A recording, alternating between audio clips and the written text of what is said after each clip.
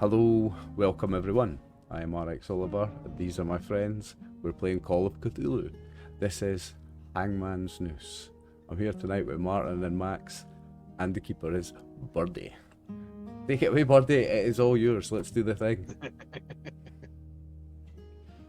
Hello, everybody, and welcome back. I was trying to wear my Stetson, but I can't wear it with these headsets because we're going back to the Wild West, Arizona, 1890s to be exact. With a couple of characters you should have seen already, and one new person below their max. So, if you watched the previous episode, you would have seen that our frontiersmen did so well solving the mystery and getting rid of the beastie. So well, in fact, the beastie didn't even have a chance to attack. So, if you're watching this and it's like, oh, this looks a little bit more brutal than usual, I have a score to settle. I love it. I have a score to settle. Love to see it. That's the evil GM that I love to see. That's me. I'm that style of GM. I want you to die. I'll kill you, you bastards. Yeah. That's the spirit, Birdie. Love to see John it. Blackhawk's not with us. John Blackhawk isn't with us. That's all right, though. We have a new person, and we have a Frank here with us today. Frank Arnold, the Explorer. Max, could you just go ahead and give a little description of your character? He's a young guy. Kind of charming, but a little book nerdish. He loves searching the world, trying to find anything interesting along his way. He heard different stories of old legends, probably word of mouth about the Old West, and wanted to see if he could find anything out there. Maybe some historical stuff from old, tribe, and some of the stories out there of giants of one tribe of Indians that they've met.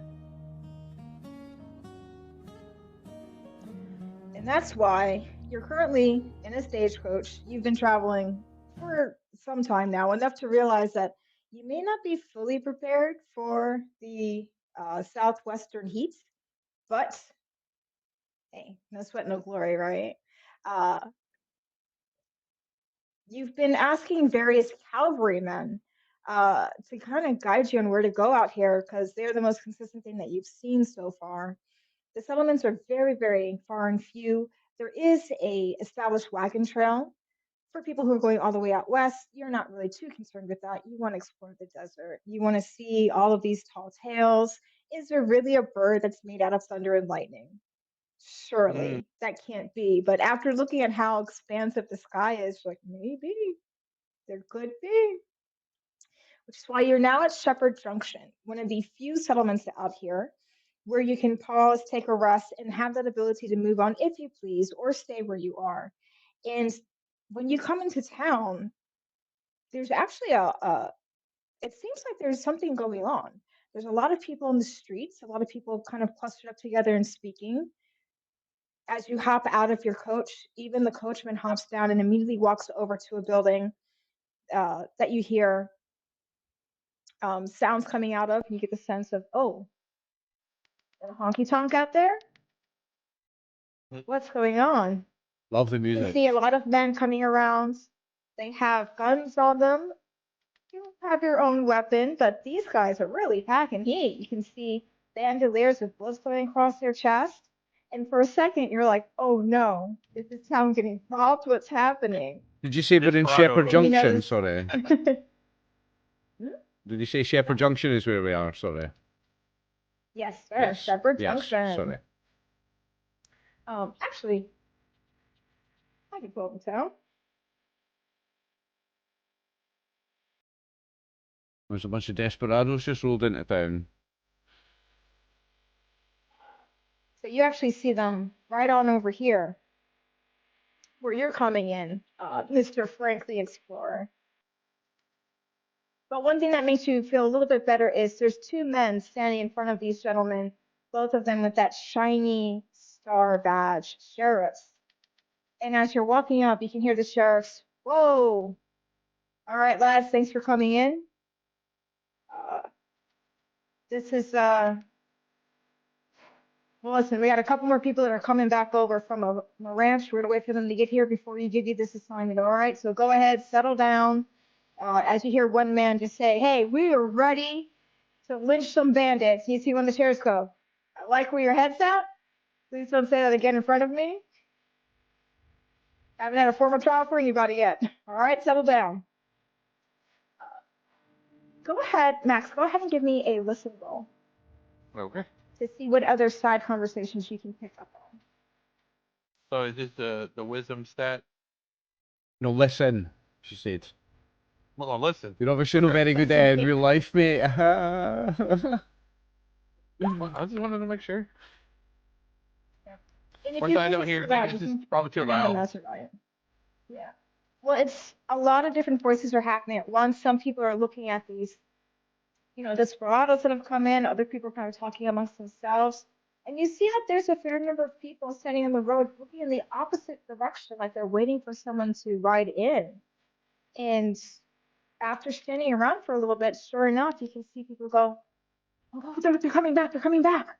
And you look and you see two silhouettes on horseback riding in from the north. And as they get closer, you're kind of like, okay. As you see a very rough and tumble woman and a very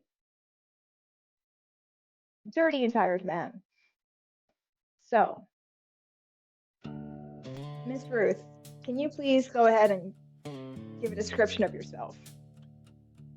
Ruth's, I think I've not even looked at the sheet, but I'm sure I made her half Irish, or half Scottish, one of the two. Too easy. She's half Irish. She's half Irish or half Scottish. She's one of the two, and she's got the red hair and the freckles to show for it. Ruth's a very so racist saying that Irish and Scottish people are the same. Ireland and Scotland are the number 1 and number 2 most ginger countries in the world. That's no racist. That's fact.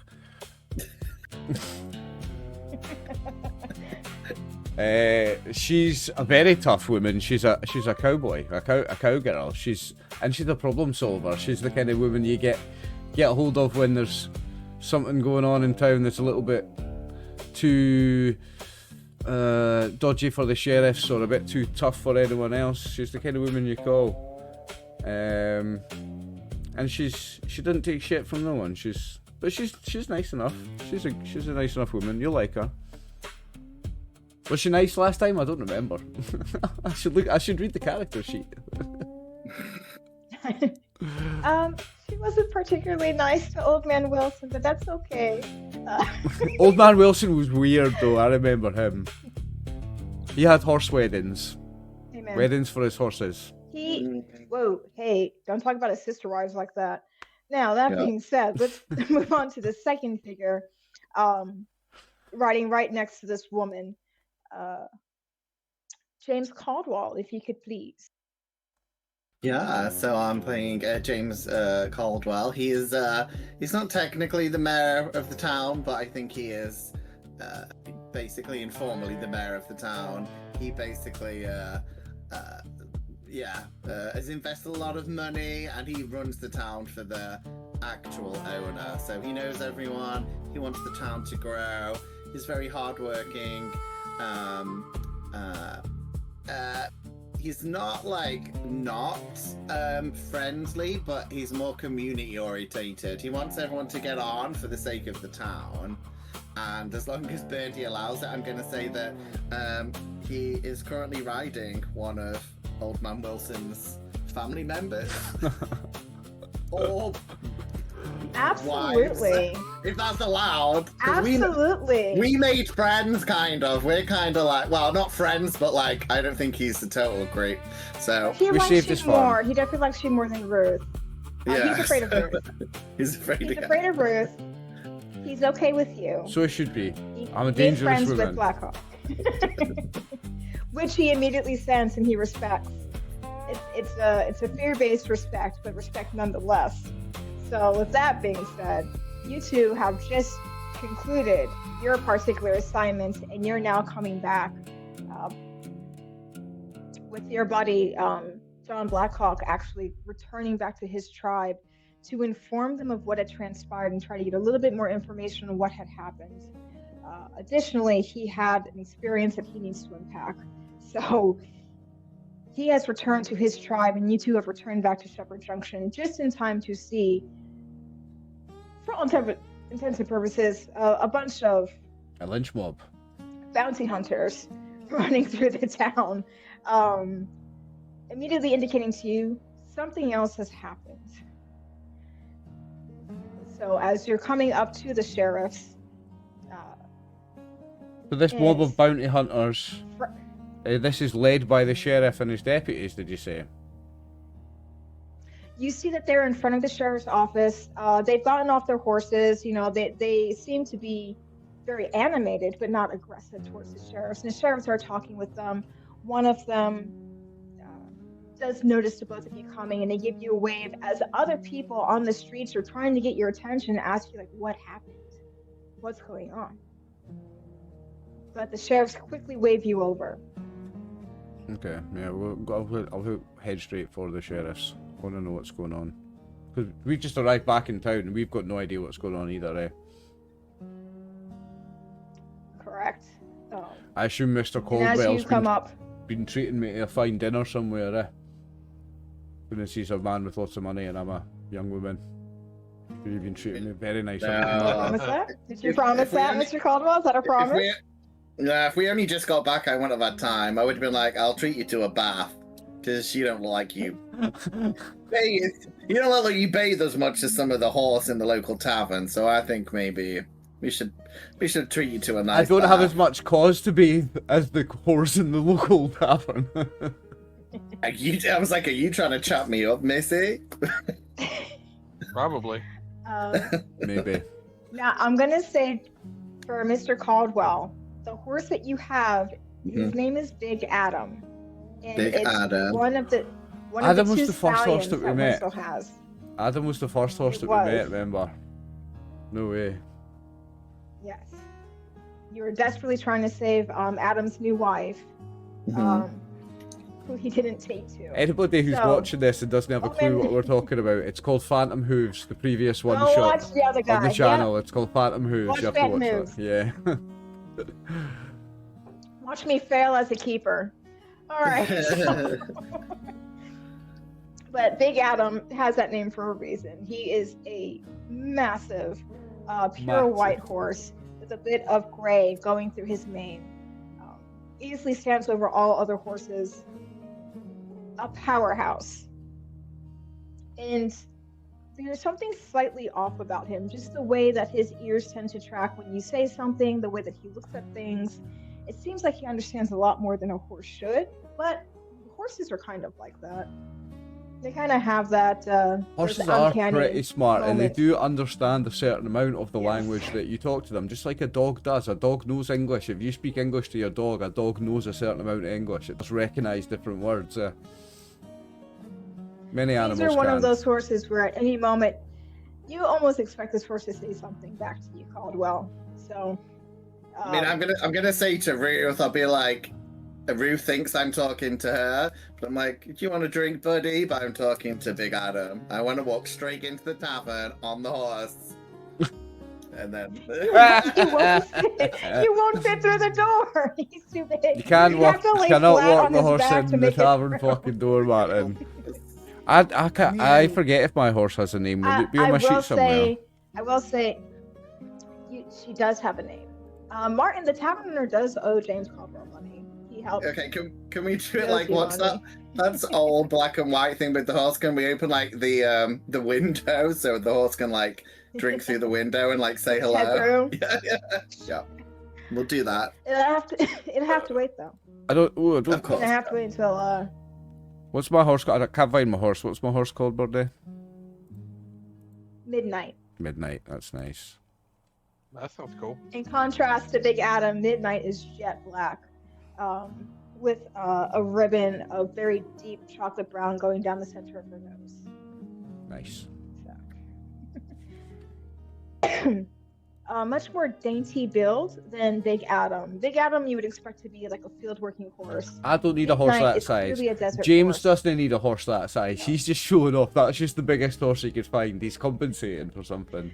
No. It's like people do with cars Midnight these is days. He's doing clearly- with his horse back in the day.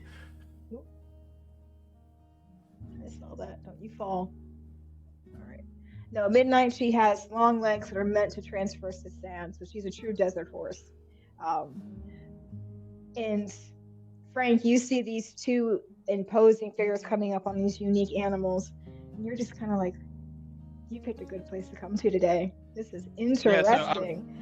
Yeah, I pull out a little note, like, like a little notebook or something to start writing them, like, for like observation, like, this date. I'm like, all right, cool. I'm wearing like a satchel, like, cause an explorer, depending on what school he came from, probably has like, like the little stuff like the magnifying glass and all the other little odds and ends he has in there. So he just kind of walks up closer to the crowd, kind of seeing what's going on. Are we going into the sheriff's, And as like his gaff, like it's right there. his building, whatever you call it? Or are we going to talk to... the sheriff's outside, isn't he? Can we... They're both standing outside. Can I pull him aside a wee bit, away from the crowd? To ask him... Oh yeah, and people part to let you through on the horse. People don't howdy, crowd those that Sheriff. are on horseback. Howdy, Sheriff. What in tarnation's going on around here? You see the sheriff. I'm not going to do my accent. I'm not going to keep that Yeah, up. I'm Italian. Yeehaw! I'm not going to try and keep it up. But the sheriff's Chinese, right, Birdie? So. What's Yeah, your that's really funny. Oh my Sorry, I god. to bring that up. Oh Yeah. my God. The Trust me, sheriffs Martin. they call you over. So it's very funny. So just so everybody knows, my family originally is from Alabama before they went up north. So I can do a southern accent. I cannot do a southwest accent. So, I can't do. yeah, there we go. Greenbow. Every time someone says Alabama, I can just think of one thing, and it's Forrest Gump. You should go back to Greenbow, Alabama. Every time. It's like a Tourette's thing. It just plays in my head as soon as anyone says Alabama. Yeah. No. So just say Bama. Just say Bama. Bama? Bama, Bama. Bama? Bama. Yeah. Alabama? If you're not from Alabama. Alabama, Just say Bama. Arkansas. I'm not from Bama. No, not Arkansas. Okay, going back. We're just gonna take you through the entire southwest of the country as you guys are here with us today. And give you a good, good Don't geological forget tour. Texas. I can't forget Texas. I'm in Texas right now, hence why I'm not gonna do the accents. But the sheriffs, they do call you over, and once again, they are both named Christopher. However, one is named Boyd and one is Tupper. It's Boyd that waves you over. He's on the taller end. He's about 6'1". But despite how tall he is, there's just a very soft look to him. He's very soft-spoken and gentle-natured as he calls you over. And you see he's already kind of shaking his head. Hey, I'm not going to ask you how it went. I want to know, but I'm so sorry, but something's come up with Cherrywood. And you know Cherrywood is another settlement to the south. What's going on, Sheriff? What's going on, Sheriff? Well, and he turns and points behind him, and in the doorway of the sheriff's building, you see a uniformed man, cavalryman, who's kind of standing there and just eating a sandwich and drinking. Anybody who wants to can give me a spot hidden or a psychology roll. Ooh. Okay. Is that a choose your weapon, is it? Just choose, yeah. So I've got a psychology of 47 and a spot hidden of 55. I'll roll the spot I got hidden. 20. I got a fail on the spot hidden. Oh, Martin barely played about Just, one. He beat it by one. Hey, Oh, your name all still you gotta do says is just need it. your name still says Margaret in roll Just- 20, Martin. Oh, okay. Well, maybe he likes to dress as Margaret at the weekend. You don't know what my character does. Margaret's deeds. Oh yeah, Paul. Oh, I like Margaret. She was sassy. So did I. She was nice. I got a success. No, yeah, all you need is success. It's not like Dungeons and Dragons for, Yeah, matters yeah. horribly that much, but so for Frank, with that hard success, as you're looking over the crowd and you're paying attention to everything that's happening, which is why you catch this so quickly, that cavalryman that's standing in the doorway, he's younger. He looks like he's in his early 20s, could still be in his teens, you're not quite sure.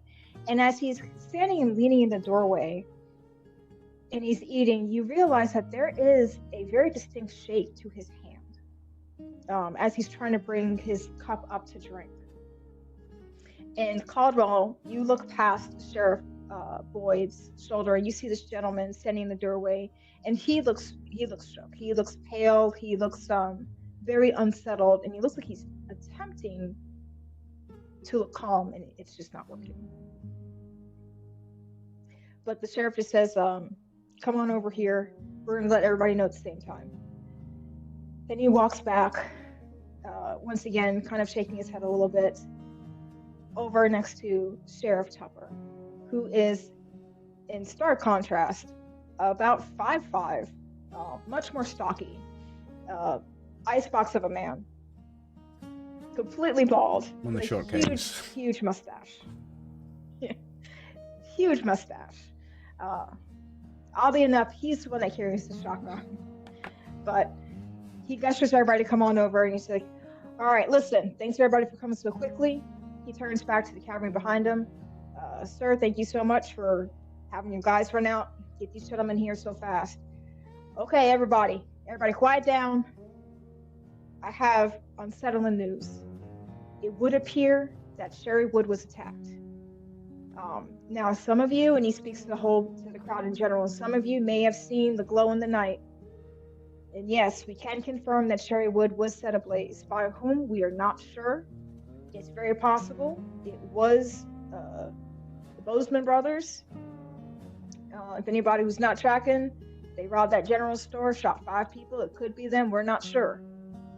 But we've called in as many guns as we can to do a search party and figure out who did this. We have Mr. Minnow over here, and he's the Undertaker, who's standing off to the side. Everybody knows who the Undertaker is. Normally, it's a very natural position to have. However, Mr. Minnow is also the individual that opens the trap door at the gallows for those that are meeting their end there. So there is a bit of a wariness that people have towards him. He's also incredibly quiet, which is a bit off-putting. But he stands there, tips his hat to everybody. Got an aura of death on him. It clings But to you. he's very It comfortable with sticks that to you. space. When you're around it that much, it sticks to you. Oh yeah. But he's gonna be going down to Cherrywood to start last rites. From what we understand, at this point we can't find any survivors. And he looks back to the cavalrymen for confirmation, and you just see he's just. And the sheriff's like, "Okay," and you hear one of the bounty hunters just calling out, like, "Hey, are you sure it's the Bozeman brothers?" He's like, "Because that'll make the bounty go up on their heads." The sheriff's like, "We're not sure. We're just trying to figure out who did this and why, and if there's anybody else left alive." You hear one person calling out, like, "How do you know it wasn't the Apaches?" To which Sheriff Boyd is, Don't be racist. "Apaches don't bother us. We don't bother them. All right, we've been in good standing." And you have some people that's like, "Well, yeah, but since the cavalry started pushing west," and they're all looking at the cavalrymen and looking out towards the west where the Apache settlements are. The clashes between the cavalry and the indigenous have been growing, making the settlers here very uncomfortable because they're worried that the truce that they have is going to be just obliterated with this conflict. But you have the sheriff saying, "We've sent emissaries over there just to check and see. Maybe they've been attacked as well. We're not sure. But listen, everybody, this happened last night, okay? Just trying to get this sorted as quickly as possible." He turns to you, Ruth, and James. "I understand that you just came back, but if you could just go down to Cherrywood, please. See what you can see there. You have good, steady eyes, and if there is trouble, we know that you can take care of it. Understand, Sheriff. Are we all riding are we posse up? Are we all going together, riding along there? See, you've got a posse around. What's with the posse, Sheriff? Are we? What's the plan? Are we all riding out together, or are you? What's with the posse? No, we're gonna try and cover as much ground as possible. So we've got a couple gentlemen here from the surrounding areas. We are going to be splitting up, hitting up all the cardinal directions, trying to see if we can catch whoever did this, because clearly they're on the run. So a couple of them are going to be heading down to you with Cherrywood just to keep pushing south, but the rest are going to be essentially fanning out. We figured we push out 50 miles, we should be able to catch them. Got you, Sheriff, got you. And you want us to head to Cherrywood? Also, Birdie, is it Cherrywood or Cherrywood? C or S?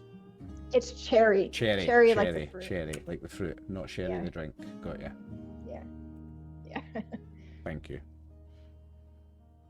So I guess I look at James and be like, I guess we're riding on to Cherrywood, see what's going on. I'll be like, yeah, but do you think after last time we maybe need to grab some supplies? Just in case. Maybe we should... In case we need fire or something again? Because we had a few issues with... I mean, we are experienced Cthulhu mythos investigators now, Birdie, myself and James, Ruth and James. We know that this shit exists now, and we want to be a little bit more tooled up before we go up against the mythos again. We're not expecting to go up against the mythos here. That's the that's the player, not the character. But still, your man James and your girl Ruth are a bit more packing than they were before nowadays, I think. Like dynamite and a shotgun. I will say. Yeah, whatever we can afford. That there is a small shift in the wind, and every so often you smell smoke, and you can kind of hear a little bit of chattering. And it seems, and the sheriff can absolutely clarify this for you. It seems that Cherrywood was set on fire. The blaze was bright enough that a glow was seen from Shepherd's Junction. Can we? Have you seen what's 21 on the map? There's Martin? fire there to some extent. Can we? Have you seen what's 21 on the map, Martin? There's a gunsmith in town. Yeah. I was more just thinking that. Oh, yeah, if we can get anything extra just in case, because I think we'd be a bit more wary after last time. I want to have a pistol and a rifle and a shotgun. No one knows what happened to you guys, so it's you can absolutely refit. Listen. But as you both are creating your game plan, the sheriff, he calls out, now, do we have any volunteers to assist with Cherrywood specifically? See, a lot of people look down. I kind of look around and kind of slowly raise my hand. And I'm like, new face out of nowhere. Okay, and a grown man raising his hand. And you say this guy was like a bookwormish kind of guy, a bookwormish explorer. What? Yeah, he's like, is he on a horse? Let's see the best way to... No. Well, I'll put it this way. You see a gentleman raise his hand, and he's wearing very clean clothes. Very minimal justice on this individual. You got like the white explorer's clothes on with the hat. That's no, it's just the way his picture looks. Is that he got outfit for the West. I've not seen as his he's picture. Coming this way. Can you show us his picture? Yeah. Is that possible?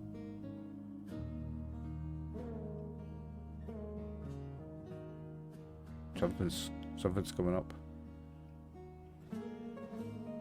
There he is. He's quite a handsome fella. Okay. Quite a handsome young man. Okay. Yeah. So he's wearing that kind of. So he's wearing like that one with a nice coat, but it's one of those. It's a very breathable, like kind of like durable outfit. Cotton. Yeah, but it's not like he's meant like he's a laborer or a cowboy or anything. But you do see there is a gun on his right side. He's sitting there and he has a satchel on his left that is this like kind of just sitting there. So I have skill in handgunning, but my rifle shotgun's better. And if I have a look on my sheet, what do I have? I've got a bolt action, so that's a rifle. And I've got a Colt open top pocket model. What's that? It's a handgun. So I have got a handgun and a rifle and a hunting knife. So Yes. I could And complete your handgun and rifle take the same ammunition. Oh, okay. And I could complete the trio by getting a shotgun, right? And some dynamite. Well, it's not bad to grab your hand on a lantern, Sure. because depending on how Because I've not got that much. I've not got that much stuff on my possession, so I've got I wouldn't nothing mind on some mine. extra bullets in it. Have you Well, not got? You got a there- gun. Yeah. I've got two You got a guns. gun, But right? there is a hardware and supply. There's generally like a general store that you can get. She some gave of that us stuff she at. gave us a general store and a gunsmith. We're not getting to buy guns. Like definitely getting a shotgun. Can I get a shotgun, Birdie, please? Yes, you can. You guys can absolutely get outfitted for the next. As you look over and you see this unusually clean young man raising his hand to volunteer as everybody else is. Oh, I forgot about our Very volunteer. We'll conscious worry of about our not guns making in a eye moment, contact, Martin. for sure. We'll get more guns in a second. Oh, looks like we've Well, got a we can- volunteer. That young handsome lad over there looks like he's gonna give us a help. We'll buy him a donkey We'll to buy him ride on with us. We'll get. You've got loads of money. We'll get him a donkey. I'll put my hand out to give you a handshake, Frank. I'm Ruth McGardner. Frank Arnold from out east. Reckless Ruth, they call me. Yeah, and I'll shake his hand, but I'm like, yeah, we haven't got, I guess, that much time, but Caldwell's already making like a rough list of stuff, as is Martin. Martin's So good I at shopping thought- lists. What have you got? Yeah. I say basically a lantern, rope, some Yeah, that one. pitons. We're not going. We can't hammer? go too far with it. We can't just be ready No, for everything. I just put hunting knife because my character doesn't have he just has a gun, and I put rope down, and then I was just gonna buy alcohol because it might, you can light it on fire. Molotov. Alcohol's always good. Improvise as well. Molotov. Fire, Also drinking drink it. You can drink it. Yeah. alcohol. I thought that would be reasonable. Yeah, that's what I would If I get. can, I would Yeah. love to get my hands on the lantern with some oil, because that's always, it's always useful because Yep. if you're out that way. Can I get a shotgun with some Yeah, ammo, for please, sure. Birdie? That's all I really need to add to You my can, inventory. you A can. shotgun and ammo. Will you Yeah. add it to my sheet, or do I need to do it? You can add it if you like. Okay, I just You want need a some. stat I for want. it? Okay. How much is all this? Because I've got quite a lot of money, so I could probably. I've got my spending level's 50, so I would imagine I could buy this for everyone. Yeah, so certain things like the lantern with the oil, the rope, you don't need to buy. Okay. Those individuals, they owe you money. So something like that, they're okay with letting go. The shotgun you would have to purchase. But go ahead and give me a charm or persuade roll. Me. Well, I'm pretty good at that. So me. It has to be Mr. Caldwell here. All right. Okay. I know. Birdie, I'm what's the just saying, I'm pretty what's the good at stats for a Let's see if you shotgun? can- A shotgun. Okay, so we want. Damage. We'll say. that. No, there's a 12 gauge shotgun. Oh no, I don't think we're getting shit. We ain't getting shit. Look at that roll. So 16 We gauge. got- It's a 2D. It's a 2d6 plus 2. 2d6 plus 2. That's your own roll, Martin. I'm buying my own guns. I'm having nothing to do with that. What's the range on it, Birdie? What's the range on a shotgun? 2. So the range. Okay, so for that 2d6 plus 2, Yep. that's going to be for 10 yards. 10 yards. That's Okay. nice. So 20 yards is going to be a 1d6 plus 1. Okay. What's the ammo? And 50 yards is a 1d4. What's the malfunction? 1 or 2. Malfunction would be 100. Okay. Okay. So when the range gets And bigger, the cost you would half the dice. be $30. Yes. Okay. Does it have a damage bonus? $30. Does it have an impale bonus? Or is that... No. No, It okay. does not. So some weapons impale do an extra damage on extreme success. Should my hunting knife should have that, shouldn't it? Yes, it does. Yeah, okay. What's the impale value? The maximum damage of the attack and damage bonus if applicable. So that's 1d6 plus 1. What's my damage? Do I have a damage bonus?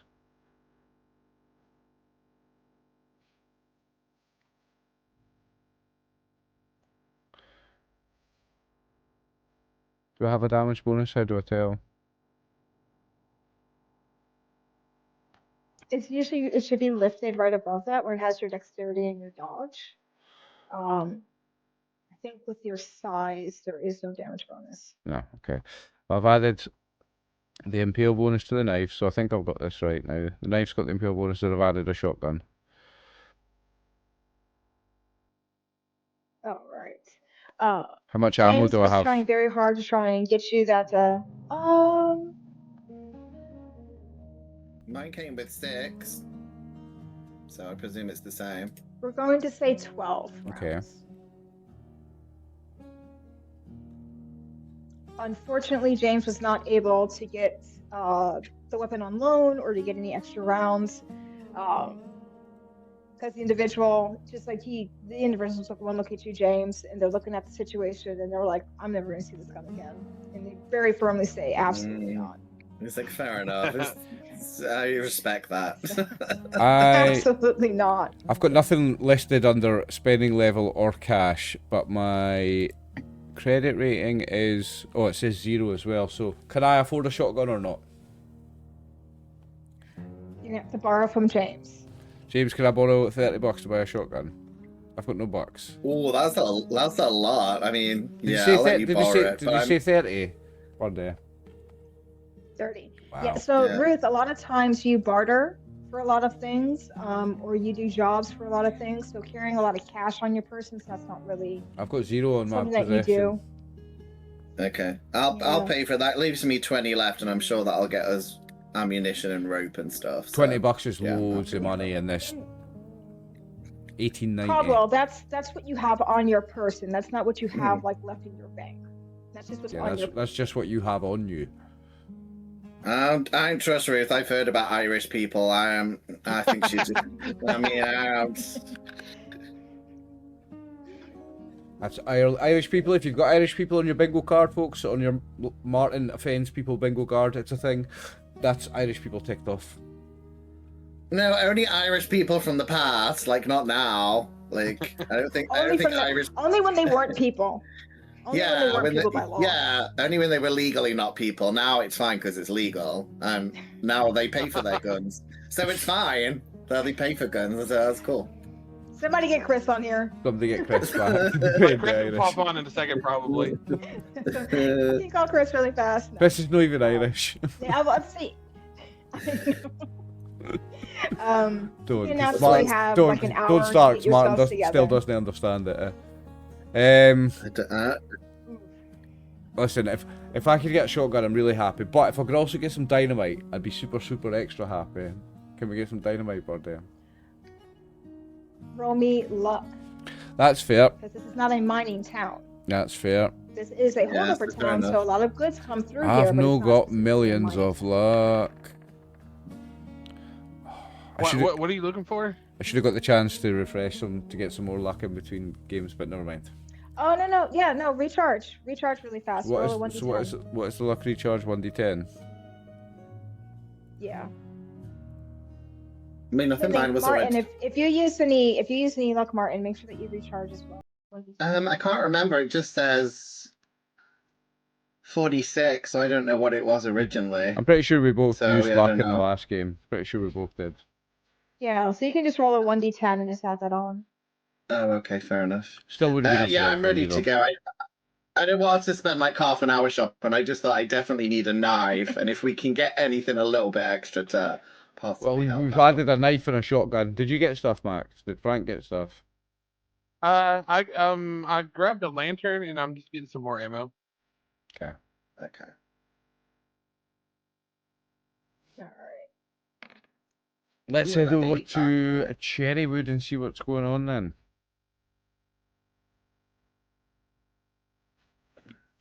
Y'all ready to hang out? I Are would- you I would- getting a horse? I would also make sure Right? I had Or is he gonna ride with one of you? I would make sure I had an extra I an extra would probably find like just a cheap horse. I would also have an extra canteen of water. Birdie, I'd make sure to get an extra canteen of water. So we're going to a place that's on fire potentially, so we might get lit on fire by accident. I want to make sure I have not just my drinking water. I want to have some spare water.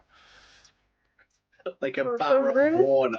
No, well, listen. For Ruth and for James, when it comes to like water, when it comes to food, things of that nature, I'm not gonna make you like pack that. Yeah, Those are people, so you would know. Yeah, I'm just making a point of saying that I have a little extra water in this circumstance when we're going to a place that's on fire, in case we need to pour water on ourselves.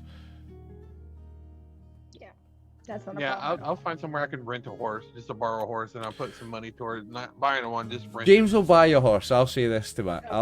Ruth will say it'll be like, James has got loads of money. I'm James sure will I buy can a get horse. it. Well, not today, I've not, but yeah, I'm pretty sure I can get you a horse for $10 or something. It's a You horse can that's on nag somewhere. loan, so you're not outright buying the horse. So because you're Yeah. back with the horse, you can get it cheaper. It's not a problem. No. Yep, just put some cash to it and just loan it. I'm like, Yeah, alright, that's thanks. fine. But actually, I'm so sorry. I can hear my cat throwing up again.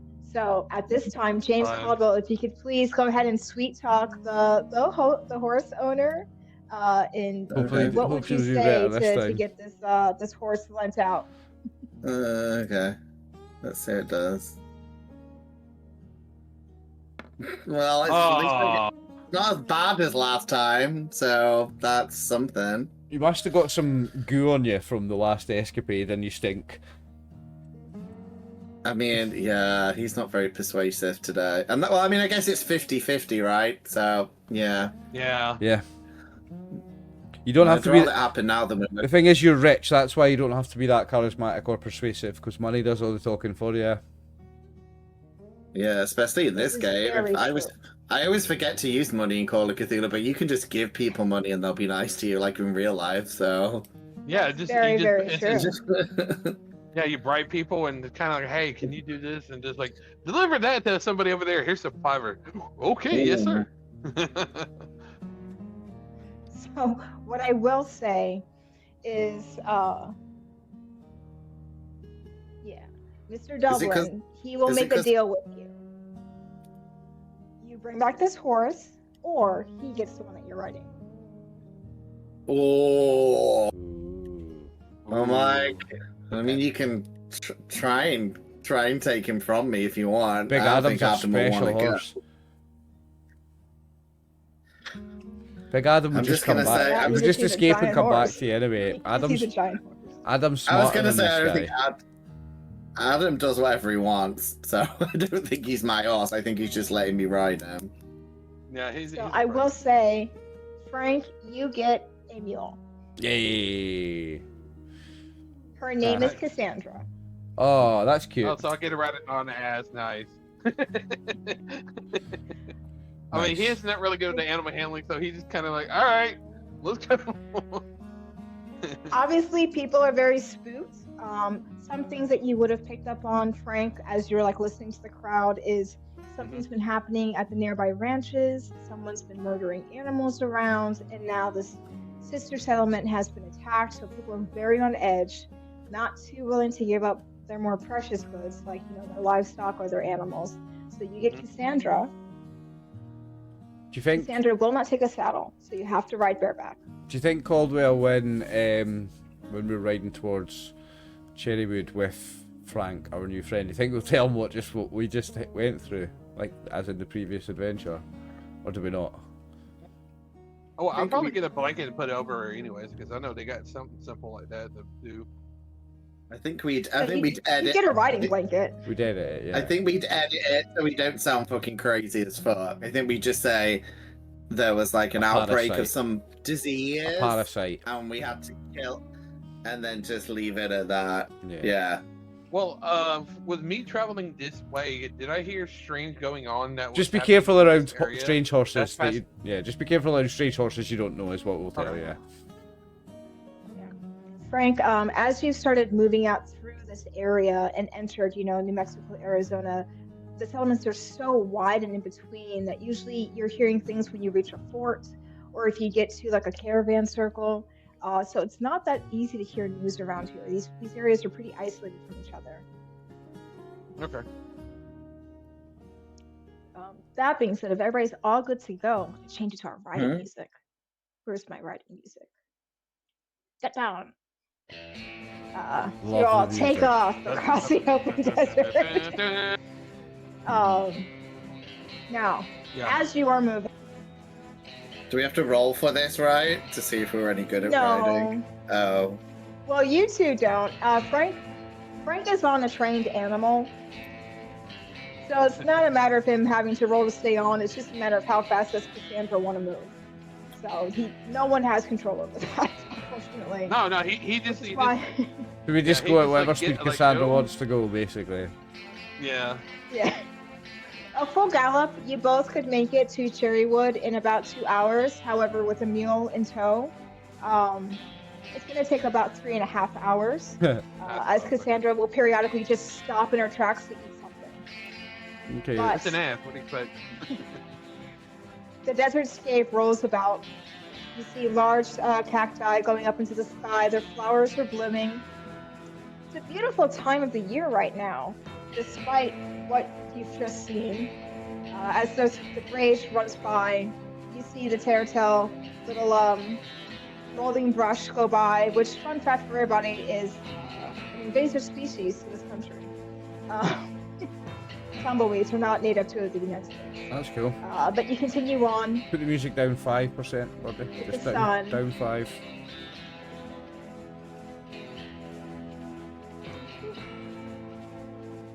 Perfect. The sun is just beating down on you, Frank. It is scorching. And you look over at your two new compatriots trying to figure out, like, are they just as hot? They are sweating. But not to the extent that you are. Yeah, I'm So, drinking Frank, I'm Pepsi, going like, to- ah. Well, Frank, I'm going to need a constitution roll from you Oh, as you're conducting your first open desert ride. I mean, Constitution's it's okay. It's not great, but it's okay. you'll be fine. You're a There you hardy go. young man. There you go. Easy You're peasy. hard. Yeah, you By go. Just- one! It's 16 by one. That's all you need, mate. That'll Like, do okay. it. Yeah. Good So I'm enough. sitting there like, hey, that's how I was today. I was sweating hard today, so I know how that is. Now, one thing that you do notice is the two bounty hunters that were with you have sprinted forward ahead. They are attempting to get not just to Cherrywood, but past it, so they are not waiting for you. Oh, okay. And as you start to come up to Cherrywood, the first thing you notice is the smoke in the sky. It is getting thicker and thicker. As you get closer, you can smell it. And then there's another smell that goes beyond the burnt wood. Something acidic that hits your tongue. And immediately that primal portion of your brain understands charred flesh as you start to get nearer and nearer to Cherrywood. Damn. Like as we're getting closer, I will basically wrap my I was about to probably say, a I'm piece of going to cloth wrap or a something, wrap scarf it around my face. and I'm gonna put a little bit of water on there to help breathe a little bit and just kind of tie it around it. So like like the whole cowboy thing, you just kind of like Yeah, I mean, like, dip a like little bit of water. Like that, Yeah. yeah. I probably have one of them when I'm riding anyway. You probably wear one of them when you're riding for the dust you're kicking up anyway. Mm-hmm. Yeah. So as you come up, you can now see the full devastation of what the sheriffs were talking about, and you can confirm Cherrywood was set up late. Are there any bodies? Some of the about? buildings are still burning. At first, you don't see any bodies. Smell You them. see structures on fire, embers fill the air. It's a good thing that you did cover your face, as you would have easily gotten choked out. You can see a little bit farther in the distance. You can see those two bounty hunters continuing. They did not stop. They kept going. So it looks like at this time it's just the three of you and Mr. Minnow. I mean, What I would do is probably tie the donkey to one of the little posts because if something does scare it, I don't want to fly off. So I've seen that happen before to somebody before. just be careful you don't put it somewhere where it's going to catch fire.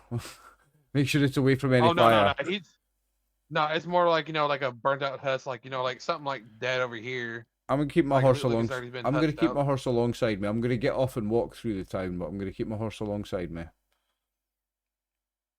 I'm as to that do I pull up my 45 just in case because you're in the Wild West. You might be the safest bet to have Yeah, a gun anyway. I'm gonna have my pistol pulled out as well because whoever attacked this town could still be around. So. All right, as you all get down, you're just listening. You can hear the file crackle. You don't hear voices. You don't hear anyone crying. All you hear is desert wind. You hear insects, and that's about it. Everybody, please go ahead. Give me whatever role you think would be appropriate right now as you're entering the town. So a I would listen or say a spot hidden hidden. for me is just kind of look around. Yeah, that's what I'm gonna do is a spot hidden, kind of If- looking around the place and stuff like that. If you're doing spot, I'll do listen then. Okay. So I look. Oh, both Hard succeed. success. Nice. I look at you two and say, do you know anybody in the town, like family or like friend wise or something? Probably not. I'm not from around here. I've just came through this area recently, so probably not. James maybe does. He's a man about town. He owns half the town. The next town over. Anyway. I did psychology to see if I could figure out where people would go in like an emergency. I don't know if you'd allow that. Like if there's like No, okay. No. Like it's a mental thing. It's like, what would people be doing in case the situation? Where Well, would you run like to usually, if the place went on fire like well, this? like Yeah. you usually in a Western, it's like the church, and then they usually set the church on fire. So I was like, yeah, that's what I was going for. Unfortunately, so Caldwell, this is the church right back here, the building that's farthest down the road. Oh, they might be dead. So now, Cherrywood started out as an outpost for the cavalry. This was one of their horse depots. So this was a place where the horses would rest, they would get fed, they get watered, cavalrymen would exchange it. The cavalry started to utilize this place less and less, and settlers attempted to make this a more permanent home.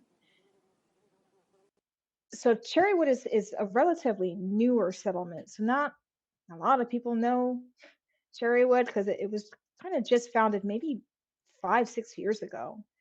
That being said, it's close enough to Shepherd's Junction where the people here usually are fine. They have ready access to whatever goods are coming through Shepherd's Junction. The cavalry still come through periodically, so they're never truly concerned about being attacked because it is still considered to be a military outpost, which just makes it so confusing that somebody would come here and do all of this. Now, wooden buildings, they do burn. It is not uncommon for half a town to go up in the West just because somebody dropped a lantern. Everybody has been saying foul simply because they can't find anyone. This could be an accident or this could be deliberate. Oh, can I Not look for entirely like? sure. Can I specifically look for bodies? Like Is it?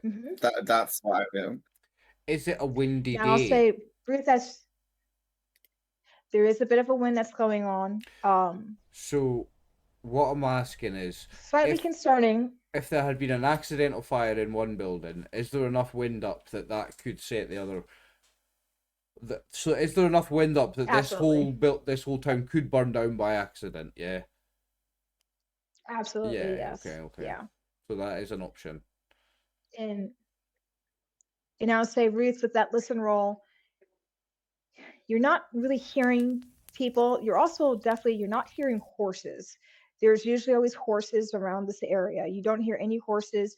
You hear insects. No dogs. You know, you can hear a couple of creatures out in the distance. You know that wildlife wouldn't come so close to smoke and fire like this, so it's not uncommon for you to not see lizards or rabbits or anything around here because, as I said, there's a lot of things that are still smoldering. Yeah, the fire would scare So them off. it sounds devoid of life.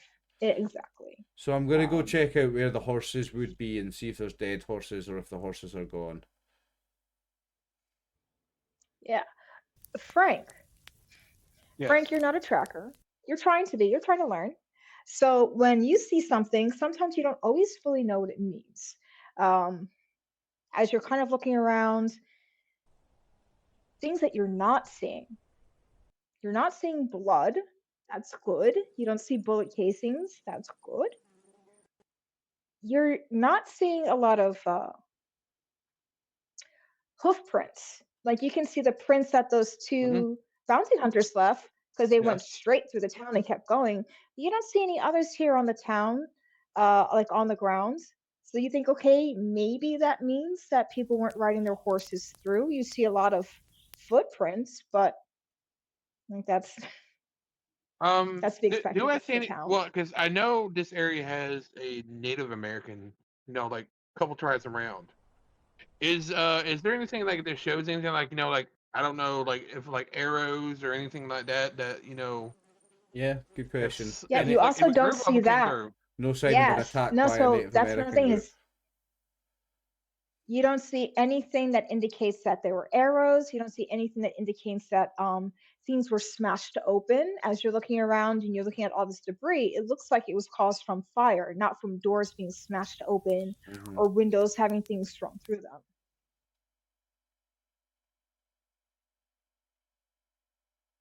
Is And there a we way that didn't. we could tell?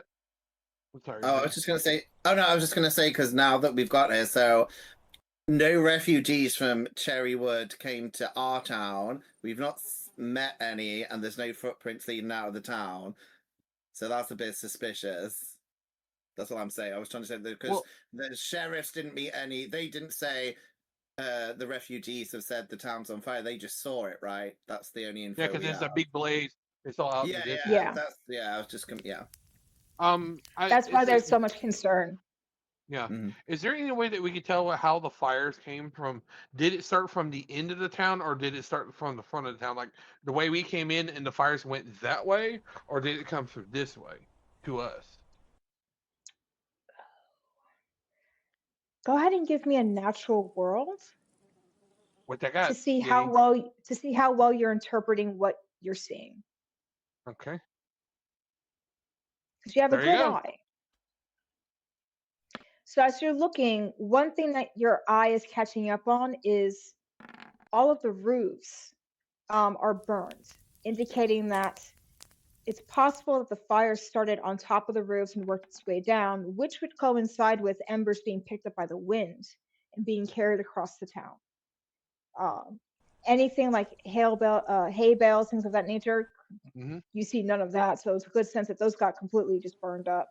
Um, Seeing how there's stables kind of intertwined with all the buildings, it's very possible that perhaps the hay caught on fire and that's how the lower portions of the building caught on fire as you're looking around Hmm. at what's present and what's not present and should be. Okay. Because it's just like you can tell when you like see forest like fires like this, it's depending on like like the worse burnt the building is more like the one that might have started first, and the less damage of the other ones. It's kind of like the fire came through and just woof through that way. Yeah, and I will say that the heat is very intense It's still in pretty, this still entire burning area. pretty hard. It's not on the way out. It's not like Yeah, okay. I'm looking for dead Yeah, because horses. it's a yeah. dry heat. It's a dry heat. Um, Now, Ruth, you were looking specifically for horses. I don't hear any, and there should be a lot of horses Yep. around here. Did I give you smell? Did I give you a smell? We have a A smell smell. skill? We have a smell skill, so I leveled Do it you have up. do you have I a smell? succeeded last time. There we go. Oh, there you go. Nice.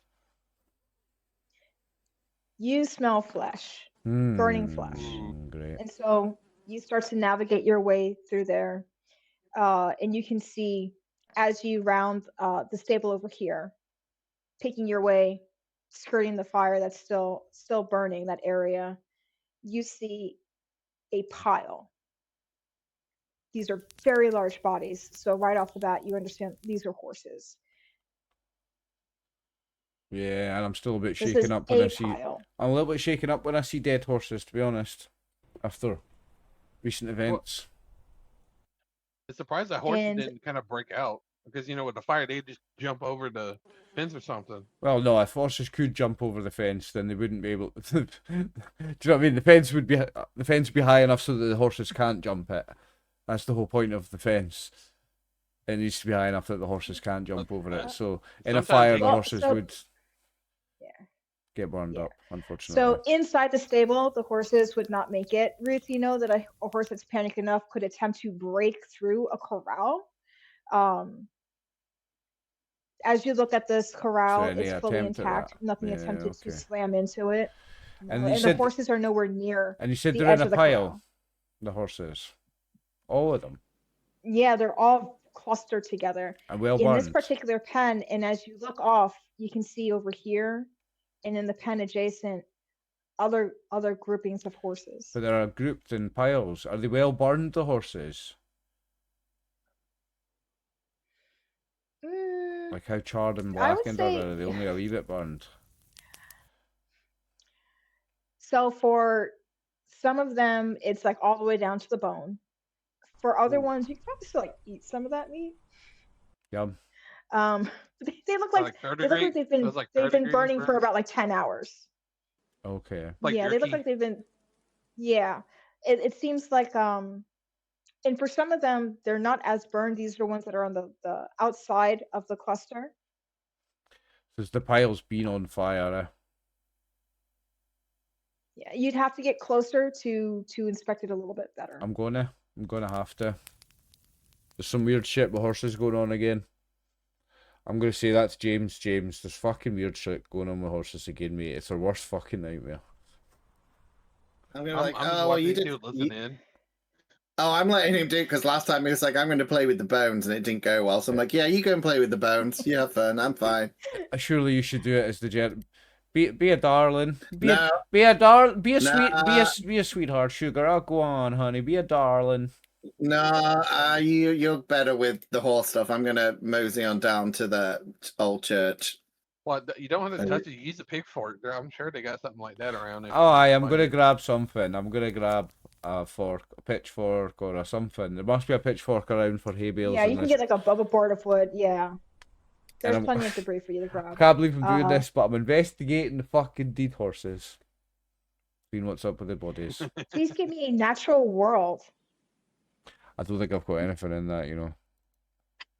I do. I know you do. I know you do. You should. Oh no, I do. I've got a really good natural world actually. I was about to say, yeah, you Nice. should. Yeah. Yeah, As I James think so. continues to walk down past you. So as you start to walk up to the corpses, now getting ready to poke around, you immediately see something that makes your heart sink. Oh no. As you get closer, Fuck you, Martin. one of the bodies that is farther away. It's farther away from the cluster. So while it is being burned, you can still clearly see the upper torso, and you can see where the ribs have been kind of like ripped out a little bit. Like actually, it looks like it's been ripped as the bones are clearly broken. Here we go again. Are they on backwards or anything this time? They're not. This looks like true trauma. This looks like something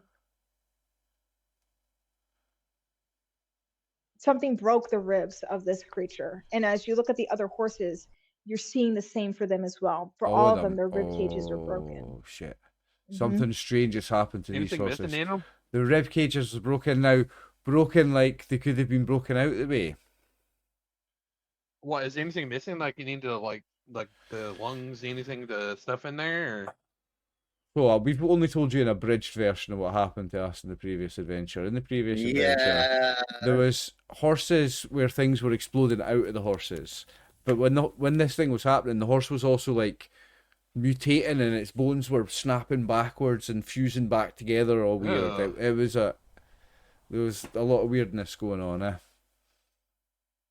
I mean, Caldwell will probably, I guess he's like slowly making his way, so he'll be like listening to you. I think he's like, I'd say to Ruth, I'm like, do you think they did what we did in the ranch? Do you think Maybe. they purposely burned the town because Because of this weird shit. infection? Yeah, for infection, parasites. Yeah. But where are they So, all? I mean, if this stuff, yeah, if this stuff was affecting the ranch that you're at in this town, why didn't it affect the town that we came from? It wasn't at the ranch we were at, and it was a little off somewhere we were investigating. But we've not found any people bodies yet, have we, Birdie? I don't think so. You've not. You have not. Is there? Can I? Well, I was going to check the church for that because, yeah, if they're, You I'm are. gonna check the general store. Sure.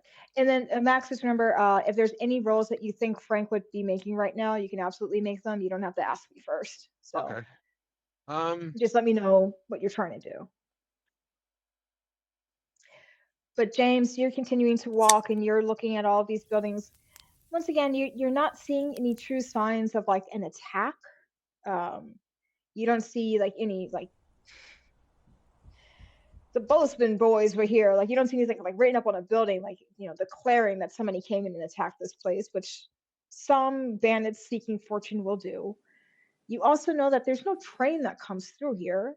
Cherrywood, once again, it started off as a military outpost, so it doesn't have anything significantly important or precious here.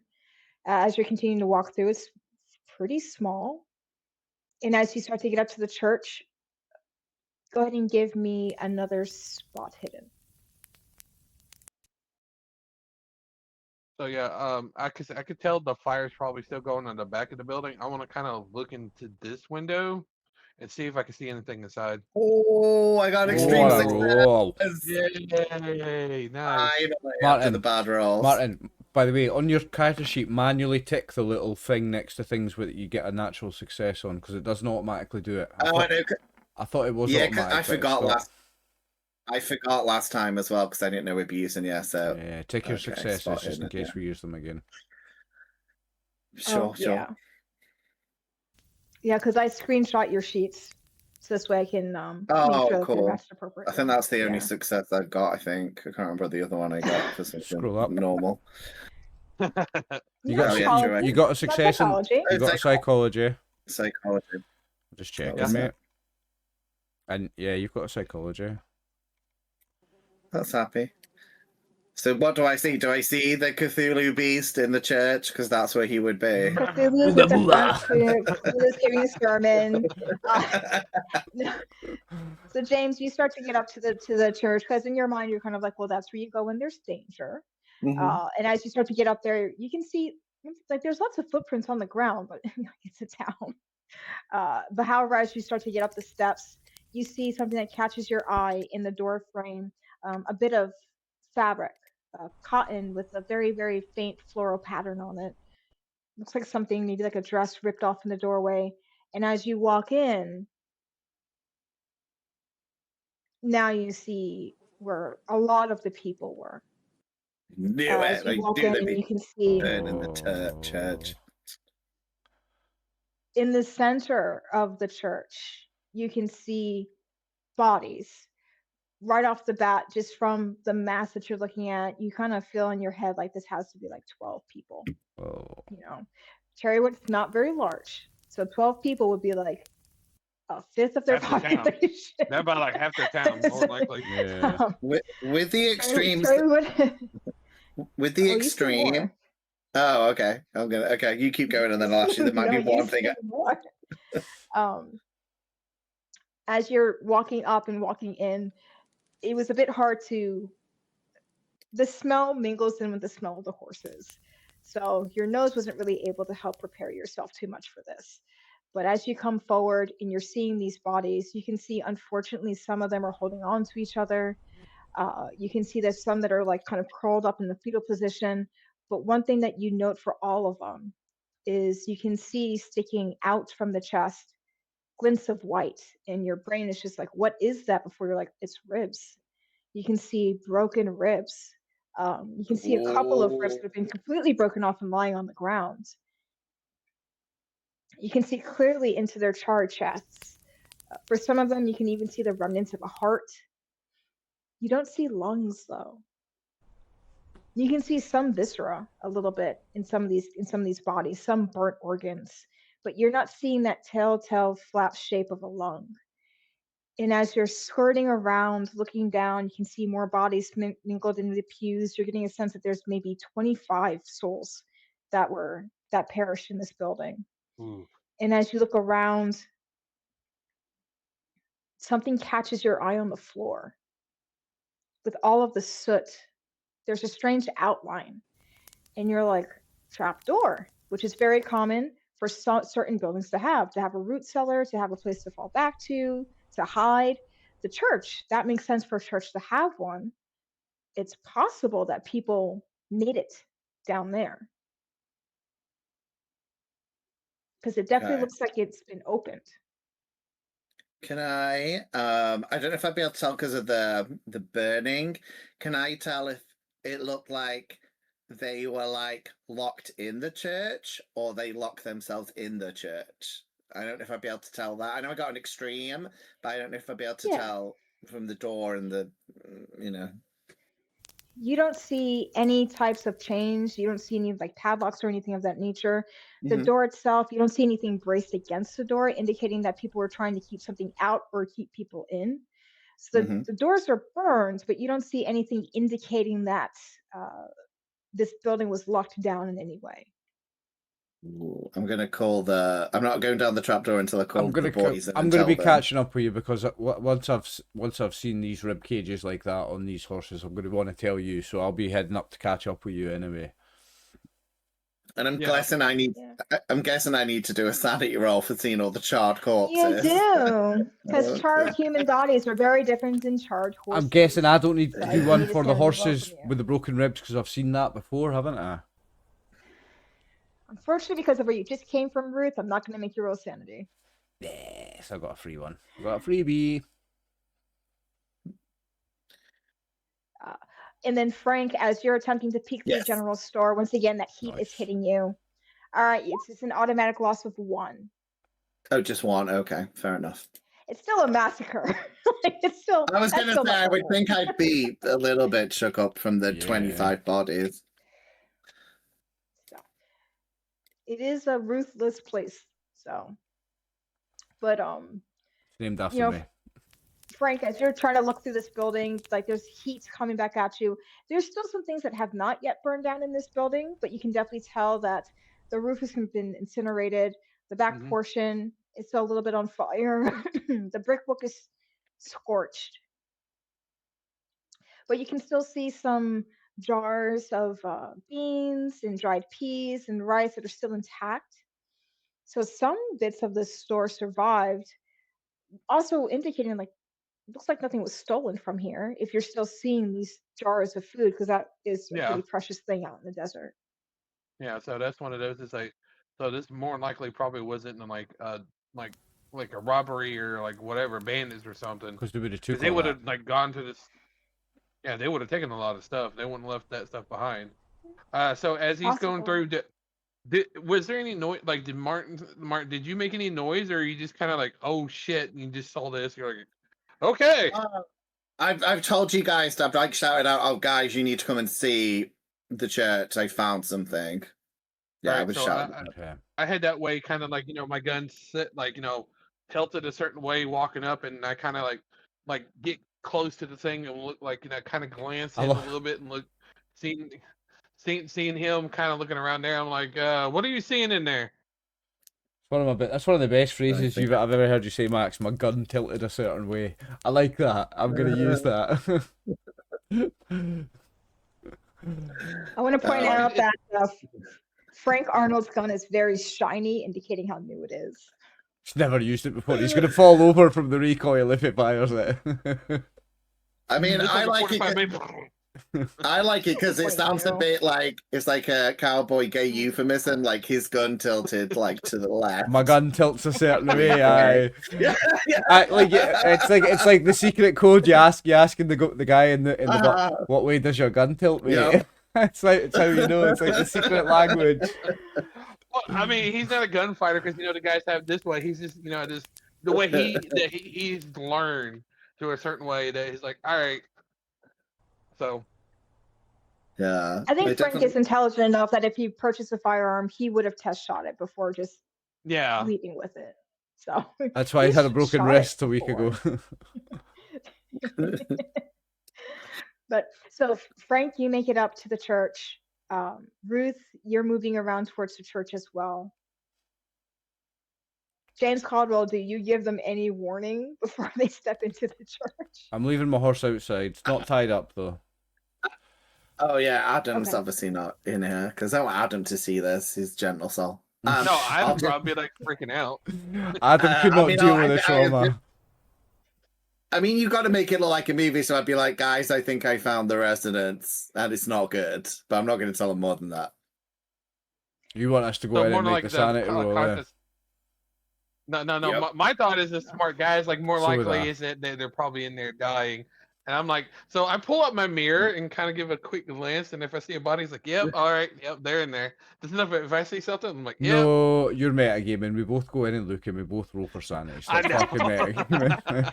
I mean, I guess I tell them to have a. I'd be like, We maybe both- have a stiff drink before you come in here if you want to have like a swig of whiskey. I will take James's word for it. I will So- have a swig of some moonshine before I walk in. If it'll help. If it'll help. Caldwell gives a quick warning. Hey, It's not pretty. gird your loins.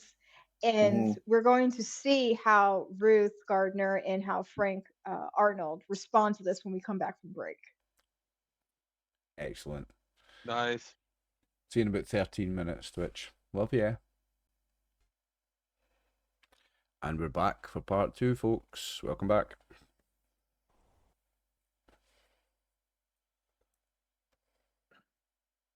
Okay. Sanity rolls, I I'm guess. going to need sanity rolls. Not for me, Fun right? times. Because I've already done mine. You've done yours, No, not for right? you. You already did your sanity roll. You I'm did yours fine, I'm- already. Sorry, I was just making a note. We got music, birdie. Sanity. Just sad sounds right now. Oh, great. Success for me. Was that just one then? Yeah, I it's think automatic I just took one. Oh no, Frank! Oh, Franco. Frank's got a heart. Frank's got a Oh heart. no, I succeeded the first one. Why did rolling first And he rolled twice? twice for some reason. Ah, because he's No, I clicked. was trying to edit You it. forgot to click edit mode on his sheet and then he's clicked the thing. Okay, yeah, sorry, yeah. I know exactly okay, what he's okay. done there. I thought I was doing this. Yeah, remember to click So one edit thing I mode am before going you to ask change it. for, Yeah. one thing I'm going to ask for from all three of you is please roll me Constitution. Just Oh, super this is sick. me as well, right? Because All three of you. It's not just the smell that's in your nose. Oh, it's the bang smell on that's in for your me. tongue. Wow. 70.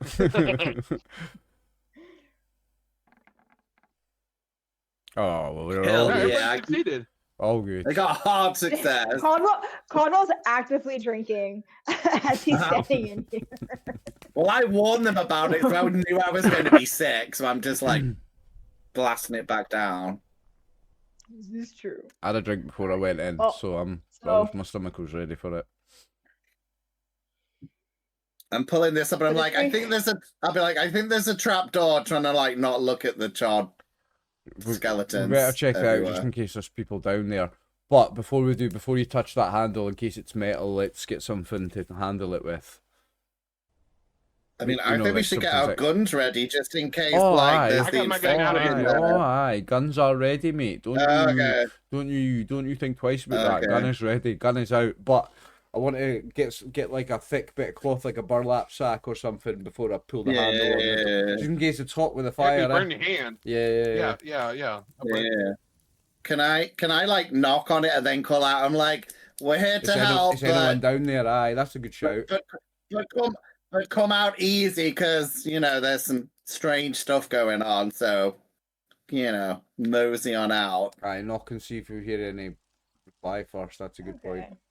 And I'll say my name as well. I say it's John Cadwell, the James. unofficial mayor of It's James. Caldwell. The mayor. James Caldwell, Yeah. James Caldwell, an unofficial mayor of what's our town? I don't know what the name of our town is. Shepherd Junction. Shepherd. Shepherd. I was going to say Shepherd's Creek, and Shepherd be like, Pie. who the fuck's that? The mayor of Shepherd All right. Pie. Yeah, so you are correct. There is a large metal ring that Mhm, serves as the mhm, handle. mhm. So you can absolutely get some wood to wedge under there to help lift it up. This way you're not touching the hot metal itself. Caldwell, you've called out in advance. Please give me a persuade or a charm. I think I'm shitty at charm, so 45. That's But not my too bad. persuasion's 50. I'm gonna do charm because I keep doing persuade at 50 and it's not working. I'm gonna try and charm it, even though Feeling luckier on odds the are charm. against me. I don't. Yeah, I feel luckier trying to do the lower one. Oh, but let's see how. Miles that's off. really bad. I would. Yeah, it's fine. It would be miles off on either of them. But when you Well, when you one make of the this faux problems- pas, I'll realise I'm like, shut up, James. And they need a lady's voice to feel comforted, and I'm going to call out. Is there anyone down there? We're going to open up. We're going to get you out of here. Can I make a roll, Birdie, please? So this is shit. So here's what's going on. So, James, you're trying to call out, but your mouth is covered, so it's a bit muffled. It also does not smell good. So you're also trying to make sure that you're not going to lose the liquor that you just drank. So your voice is coming out a bit strained and not the easiest to understand because you're also standing it back a bit. Ruth, you lean forward and you call out and you're kind of like, what did you just say? Ruth, because you're a woman, you don't have to roll. Wow. As you slowly- Wow. Yes, come on. Oh, okay. Titty So I The privilege. reason for that I always play female character, and the one time I don't, you get privilege. The reason for that is, Ruth, as you call this out and the hatch opens up, a very tiny face appears. The child. Oh. It's all the children. It's gonna be a leprechaun. It's a leprechaun. I forgot. It's all the A children. tiny face pokes up, looking for the female voice that called out. As you see a little boy. Now remember, this is back in the day, so children were smaller. Um, he looks like he might be about 6 or 7 years old, pretty thin. He's quite smudged in ash, but he's wearing clothes, like he's wearing shoes, so he seems like he's pretty well dressed. But he's standing there holding a big skillet. Skillet. As he looks up at you all, and there's a moment of panic before his eyes lock with Ruth. Ruth, I need you to roll me an intimidate, and you want to fail it. Oh, I don't want to intimidate this kid. I want to fail Ruth it. is Roll not a one. homemaker. You Ruth want is my not a social? homemaker. You want my social roles because I've been doing shit when I've talked to anyone. It's 50-50, So mate. roll Oh, I intimidate, failed you it. want to fail it. There we go. There we go. So normally, I'm not Ruth, intimidated. your face is pretty hard set. You live in a man's world, so you don't normally give out soft looks, but you were slightly disarmed when a small face popped up. So he sees you and immediately drops the skillet, rushes out the little wooden ladder, and just runs over and throws his arms around you. I'll catch him in my arms. It's okay. It's okay. We're here. It's okay. We're here. You're gonna be okay. Look, we're gonna get you out of here. We're gonna. How many of you are down there? Is there more of you down there? You see, as he's looking around quietly, And I'll and hug then the child. he begins hugging to him. cough. I'll rub and pat And his he's back. coughing pretty hard. Yeah, I'll give him a good pat on the Are back you- and like a rub on the back. If he's coughing like that. And the cough turns like a bit wet. And I was everybody give me intelligence. You can give me intelligence or you can give me medicine. One of the two. Not medicine for me. Don't think it's gonna be medicine for me either, mate. Medicine one, yeah, it's gonna be intelligence for me. Oh for no, me. none of us. I'm 5 points away. Oh god, we all did. Can you spend luck on the stat rolls? I've heard you can and I've heard you can't, but I think you can. can. Is it You worth can. it, Birdie? No, you can. I don't It have is. loads of luck. I'm going to spend it. I'll spend 5. Neither of you are closer. I'll spend 5. Nah, we're ages away. I shall spend 5, Birdie. So you hear him cough. First it's a bit dry, then there's a wetness to it that Ruth you've heard before and you understand its consumption. Okay. Tuberculosis. Yeah, okay. As a little bit of red is now on his lip as he's looking around. Are you allowing him to look around the church? No. He's hugging me, so I hold him like that, so his face is like down into my chest, and I'll rub his back and pat him for the cough and be like, get that cough out you, get that out your lungs. It sounds nasty. That get that up. Keep coughing, son. And I'll just keep talking to him like that, and saying, "Look, you're gonna get it. We're gonna get you out here. I'll comfort him, rub his back, just to distract him Can I from."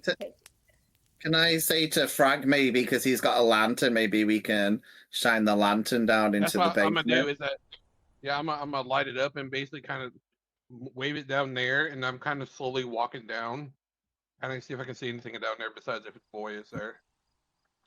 Yeah, so it is a root cellar. So it's about it's not terribly big.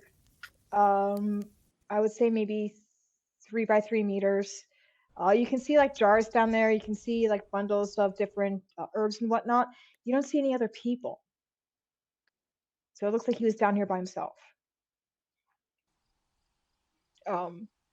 Eventually his coughing subsides and he's now attempting to look around, I'm but taking you him hear him outside. I'm calling taking him out. out. I'm taking him Have outside. you... Okay, so he can also breathe a little bit better now. As he calls out, he looks to you and he says,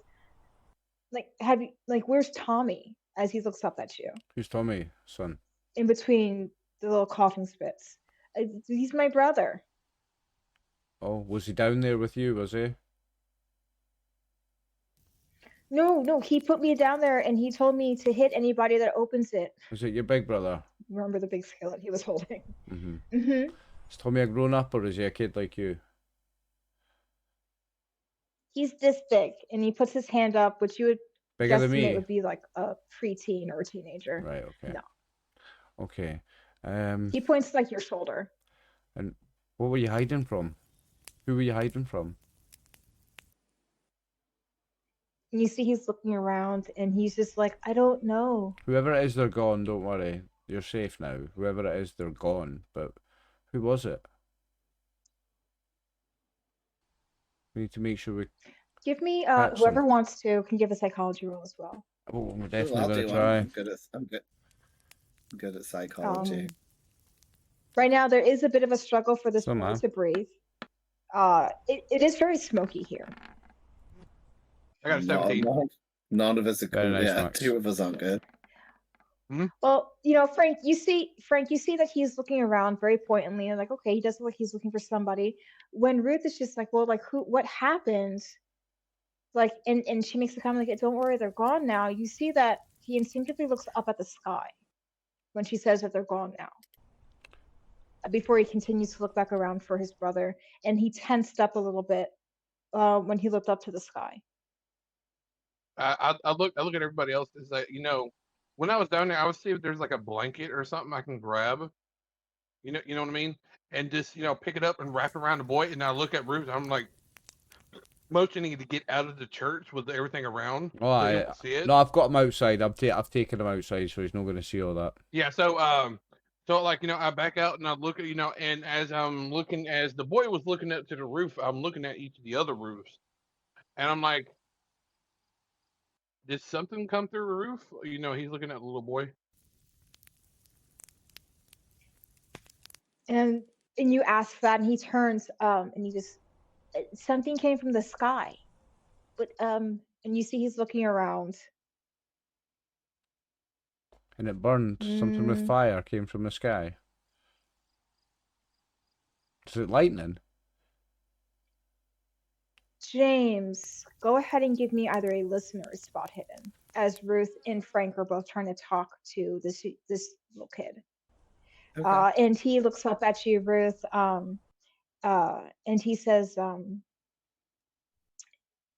no, something else came from the sky. And James, you catch now as you've exited out. You're a little bit away from the burning building, so you're not hearing as much smolder as you did before. And you just happen to catch the crunch of a foot walking. Behind And us? you can tell that hiding in the rubble of the general store, you can see that there's somebody hiding in there. What's that weird dude that we met at the farm who was like creeping on us? Because because he was like trying to. That was Adam's. Wilson Winslow. Winslow. I shot his hand off. Remember? Oh, okay. Well, I'll ask him. Is it Winslow? Was it Wilson? Winslow? I'm gonna shout that out because Winston. Okay. I'll be like Winston. What? It was Winslow. I mean, Okay. Wilson Winslow was Wilson his full Winslow. Oh, name. Wilson. Okay, I'm going to use his full Christian name, Wilson Winslow. Is that you trying to hide again? Pull your pants up, Winslow. It's like, Runs out yeah. with butt naked. You yell that out, and you see that a figure jumps, kind of hops out the window, and it's not a 65-year-old man. It's actually a much younger lad. Okay, I'm like, oh, you continue doing your business. I thought you were Oh, but someone no, else. maybe No, it's I'll talk Tommy. to it. Maybe it's Tommy. Maybe it's Tommy. Yeah, no, I'll talk to him. I'll talk to him. I just thought it was funny if I'm it so was younger. Winslow. He follows you here. Adam told me to come down. No, as a young boy hops over. Adam said He you is all older. gonna He need definitely me. looks like he might be 13, 14. Yeah. Adam telephoned me on this thing called a cell phone. Have we found Tommy? That'd be good if we have found Tommy. Tommy, I'll call out. But this, that yeah, James, you see this person hop out, and he is holding a rifle. He's holding it's a smaller caliber rifle, but he is holding a rifle, and he's attempting to like load it and level it up at you. Oh. Oh, I'll be like, hey, steady on there, partner. Like, we're just here to help. Well, we're here. Rescue the little boy. We're here to help, kid. We're here to help. Yeah. And you this- see the little boy this- that you is are this your little holding. brother? He turns and he yells out, "Tommy!" Yeah. Tommy, You is see that you? He's fiddling with a gun. He clearly is not used to loading a rifle under pressure, but he pauses as you say his name. He looks up, and he's just like, "Who are you?"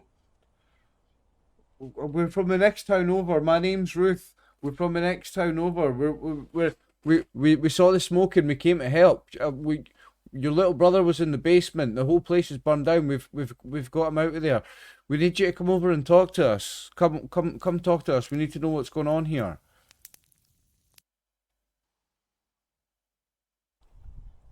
You have his brother. I'm not going to make you roll. You literally have his brother. So he starts coming over to you. He's still attempting to load this weapon.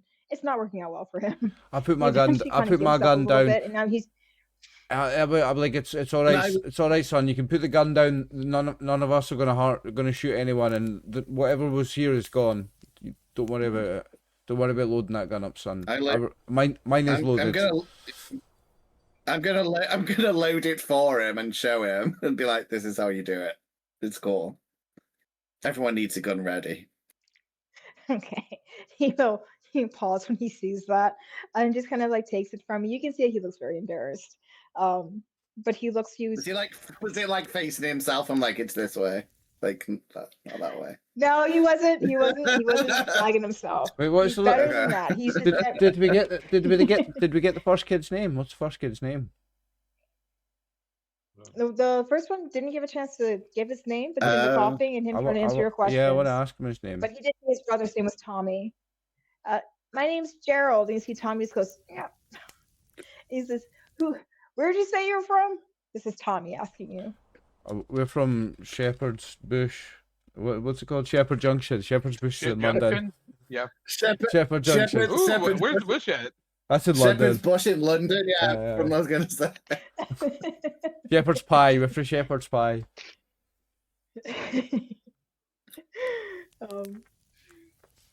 And he asks, how did you know to come over here? We saw the smoke. We saw your town was on fire, kid. We came as soon as we could. There's other people from our town looking around the area to see what went on, looking for bandits, looking for Native Americans to see who did this. Who did this to you, kid? There's no bandits here. What happened and to he's you? like looking around the town. I'll look up. What happened to you?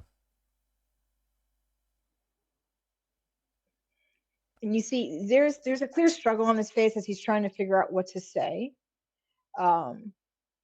Before he just says a fire broke out. The big fire. It's taken out the whole town, son. What kind of fire takes out a whole town like that? Where is everybody?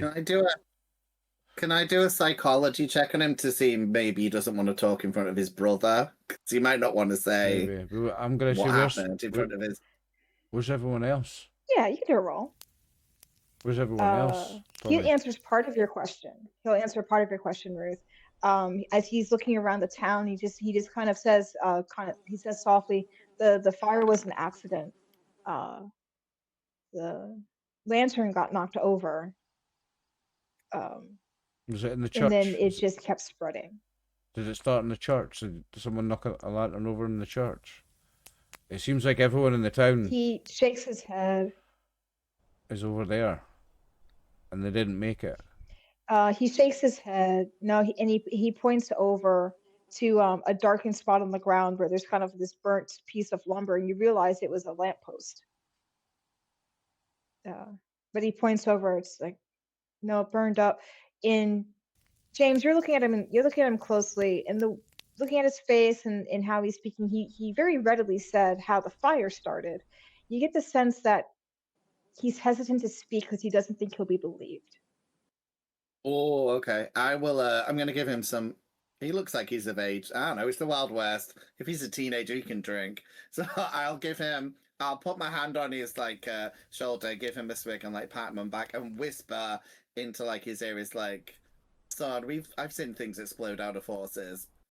So if you have anything unusual to say, but I'll whisper this so his brother can't hear it. Good thinking. Okay, Batman. you say that, and he immediately looks over at you, and he does look over at his little brother, he's trying to help. He's now trying since Tommy spoke up. He's now trying to help and answer your questions, Ruth, as he now starts to say, everybody had come out because there was something going on. The stars were blinking out, and everybody came outside, and there was a big crowd, and then there was this loud sound, and it sounded like it was a bunch of birds, but there weren't any birds, and they weren't bats. And then all of a sudden, a lantern got knocked over, and then another one got knocked over, and everybody was yelling. And then Tommy picked me up. We ran to the church, and he's just going off about the whole night, where he was saying something drew everybody out into the street, and they were all looking at the sky. And through what seemed like an accident, one of the oil lamps was knocked over and ended up catching something on fire. And because there was a panic within the crowd, the fire was wasn't kept contained, and it spread. And then people just immediately started to run. His brother Tommy grabbed him. You find out that his name is Gerald. He took Gerald, put him down in the cellar of the church, and then closed the door. And he gave him a skillet, and he said, if anybody other than me opens this, you're going to hit them with this skillet and run. And then he closed the door on them. And Tommy's very quiet. He lets his brother say all of that. So Gerald was the only kid down in the basements. We're not missing any kids. Seems like everybody got spooked by something in the sky, and they've all ran into the church. And then that's when the fires happened in the church. The fire was an accident, we think. What? But they also said there was something wrong with the sky, right? Like caused by something weird outside in the sky. Yeah, the stars were blinking out. I want to look up at the sky. Is it normal? It's daytime though, so we're not going to see any stars, are we? Yeah, it's daytime. It looks normal. It looks normal. And from all of the sensory rolls that you were doing before, nothing seems amiss from here. Everything seems as it should, considering a big fire took place. Everything smells the way it should. You hear what you think you should be hearing at this point in time. Nothing seems amiss. I'm going to say to Tommy, and I'm going to come in quite close, and I'm going to leave Gerald with Frank for a second, be like, comfort the kid. That's fine. And then I'm going to go over to where James and the older brother are and be like, what happened to the horses, Tommy? And before you answer, look at his little brother. And before you answer me, Tommy, me and James have saw something strange happen to horses before, so no matter how strange the thing you're going to tell us might seem to you, we're not going to be so inclined to disbelieve you, because we've seen strange things happen to horses before, son. So you can be dead honest with us. He looks over to the corrals, And he tells you it's the same thing that happened to the people. What happened? And there's a small pause on his face as once again he's trying to figure out how to say this before he just says, a bunch of things flew down. They weren't birds, they weren't bats. I didn't really get a look because everybody else was blocking the view, but one hit somebody and it knocked him down and it covered his face. And then more people kept falling down and it had them on their face. It was some type of like a bug or something, like a butterfly. And it wasn't just them, it was landing on the dogs, it was landing on the horses. People started screaming, people started running. One hit me, but I was able to knock it off. And then got Gerald, I put him in the cellar, and then I came back up to get Ma and Pa. But when I ran over to him, Ma, she was on the ground like she couldn't breathe. Just Gerald has the cough. My parents didn't have it. And then everything seemed okay. She just stopped and she got back up and everything seemed fine.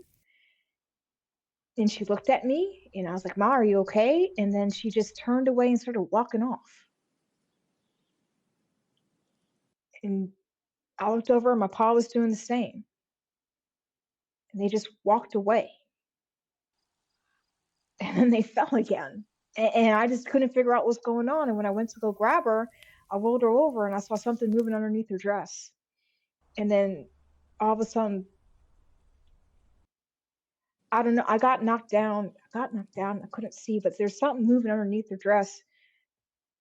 And when I came back and looked at her, there was just a big hole there. And I don't know. And same thing happened with my paw. And then same thing was happening with other people. I'll take and it. I didn't know what was going on. And then this man showed up and he grabbed me. He told me to run. I'll take his hand. Be like, yeah, we've seen this before. We've seen this happen to horses before. Who was the man? Is it someone from around town? No, he looked like one of the marshals. Was it a stranger? Well, I'm glad you did run. Where did you run to? Is there any more survivors? I can't find any. I spent all morning looking for him. He Well, told me to run into the hills. He said to get underneath the bush. well done saving your brother. Well done. You did a really smart thing putting him in that cellar. But something really bad has happened here. We need to stay away from this town. We need to get you out of here and your little brother out of here. You can't stick around here. We're gonna take you over to Shepherd's Junction. Shepherd's Junction, Shepherd's Pie, and get you Shepherd's Place. get you somewhere to stay over there. My friend James here's a proprietor in town and owns quite a few places. We'll find somewhere for you and your little brother to stay. We'll make sure you're comfortable. Isn't that right, James? Oh yeah. Can I I'll go over to Frank and be like, Frank, you're like probably a bit more bookwormish than me and Cowgirl. Do you know anything about like the local legends and stuff around here about, things from the sky or that's because like we've come into some of these last time we heard about these parasites, it seemed to be connected to some kind of old legends and stuff, but we're not really great with that, but you seem a little bit more I don't know if you are. Well, not this character the way it could be, but I can make it an intelligence check, and maybe I heard something. I'm a little bit. Yeah, I didn't know if you were books. Go for it. Ruth could do it. I didn't know. I don't think I'm like, good at books. I'm like not good at books. I'm like an 8th Hopi or something because my granny was half Hopi. Okay, I think it's like maybe like history check, when it or like book smart library or something. I don't know. Yeah, I was thinking of like trying to So, figure out if there was like something like that, like an occult or I've got a 5 in history. some. Yeah, I don't know so if Max was better than us at this. No, it's no, no. two different sources of information here. So Frank, with that intelligence success, you know that there's so many different stories that come from the Southwest and indigenous people out here. You know that all the tribes have their own little flair, but certain things run pretty continuous throughout. You've never heard of like an evil sky spirit before. You know that there are bad spirits in Native American lore. Hmm. You can't think of anyone in particular, but what he's explaining, where something is like physically like bursting out of somebody's chest, you've never heard that in any type of lore. Um, and the things that you've like read or heard when you were like researching the I Southwest mean, as you were getting ready for your trip out here. above the table for a second. Face huggers from the sky. That's what I've got written in my notes. Face huggers from the sky. Face hugger. Yeah. It goes on your face. It puts something Um, in you. I think it's like the face hugger. It's like the immaculate incubation. It's that. It's the same as the Alien movie. How that works. That's what's going on. Like I've figured that much out. yeah, Xenomorphs are but beautiful creatures. yeah, but Mhm. the thing is that whatever comes out, those things get big. And But our Ruth, characters just haven't from seen what your Alien. grandmother has told you, yeah, just from what your grandmother's told you, once again, there are definitely spirits that are neither good nor evil. They're kind of like their own thing, but there's nothing that rips its way out of a person's body. The only thing you could think of that would do something like mutilation would be a skinwalker, because it's part of their nature to do horrible, nasty things, like to desecrate a body. But this is a whole town. A skinwalker was one person. Mhm. Like, unless this was the whole tribe of skinwalkers, which would be And unheard it's of. not just people, it's the Uh, horses and the dogs as well. Did we notice any dogs? Anything apart from people and horses? Did we notice anything else? Like you didn't see dogs? anything smaller. We didn't see any dogs, No, no. the dogs are dogs are out. Not The here. dogs are all. The dogs all went home. They went somewhere else. The They're dogs fine. are all It's cool. fine. Dogs. If the dogs, if They're all fine. They just went. all dogs have got plot They're all armor. fine. Well, They I were will like, point out.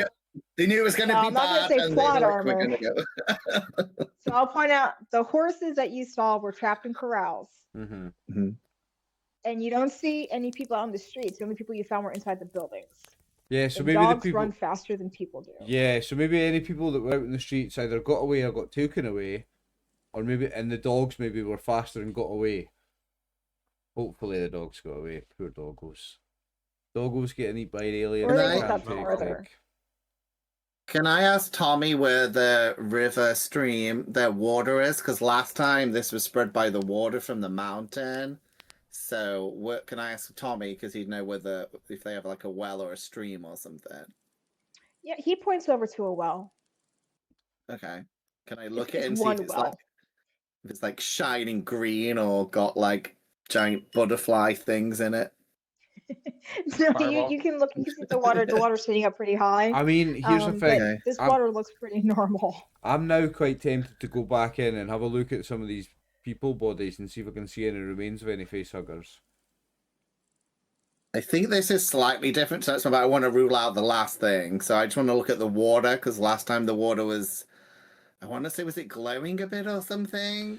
There was something. There's a bit of an odd blue. It was the glow blue to shit it that you saw last going time. on. And the bones had like the stuff leaking They out, had that which they for don't have this they had time. that blue stuff for bone marrow. I maybe will So I go just wanna snap a rule that horse out. bone just to try. See Yeah, if you do that, happens. and I'll look at the water because then we can rule out the infection thing. Yeah, I'm gonna I'll go watch out snap for a the boys. bone. You check out the water, James. Good point. Good shout. So Ruth, you have to find a smaller bone Max, you in the watch the horses kids. because these bones they're not breaking and brittle like the ones from before. So these take a lot of effort to break through, which it should. Mhm. So they break like normal bones. And Normal. once again, now that you're actually putting your hands on, you can see that these bones were definitely broken because something forced its way out of the chest. So they're cracked and splintered the way they should be from a force breaking out. And James, as you're looking at the water, thankfully it looks like normal water. You're not seeing any odd blue glow. Nothing seems amiss. And because this is a well, you understand, like, okay, this is from an underground source, which means this water is most likely coming from the south, not the west where the mesa is located. Okay, I'm gonna tell not that Tommy or his brother. I'm gonna try and call everyone together a bit and whisper. I'm like, I'm a bit worried if these things came at night. I'm wondering if they're like moth-like creatures, and then we need to probably be worried if nightfall comes. Mm-hmm. Get out of here 'Cause before night moths comes. Well, clearly, yeah, they must. I don't know what they're attracted to, but moths, if they're like flying creatures at night. Let's take these two boys out of town. Let's get these two boys over to Cherry Bakewell, or whatever the fuck it's called. Yeah. This is Cherry Bakewell. Yeah, because we were only. Stop. Yeah, you guys were only Stop. volunteered to check the town out and see what happened. Mm-hmm. Hold on. I gotta push a cat off. I think we should get these two Sorry. boys to She's like, safety. sorry. I think we could even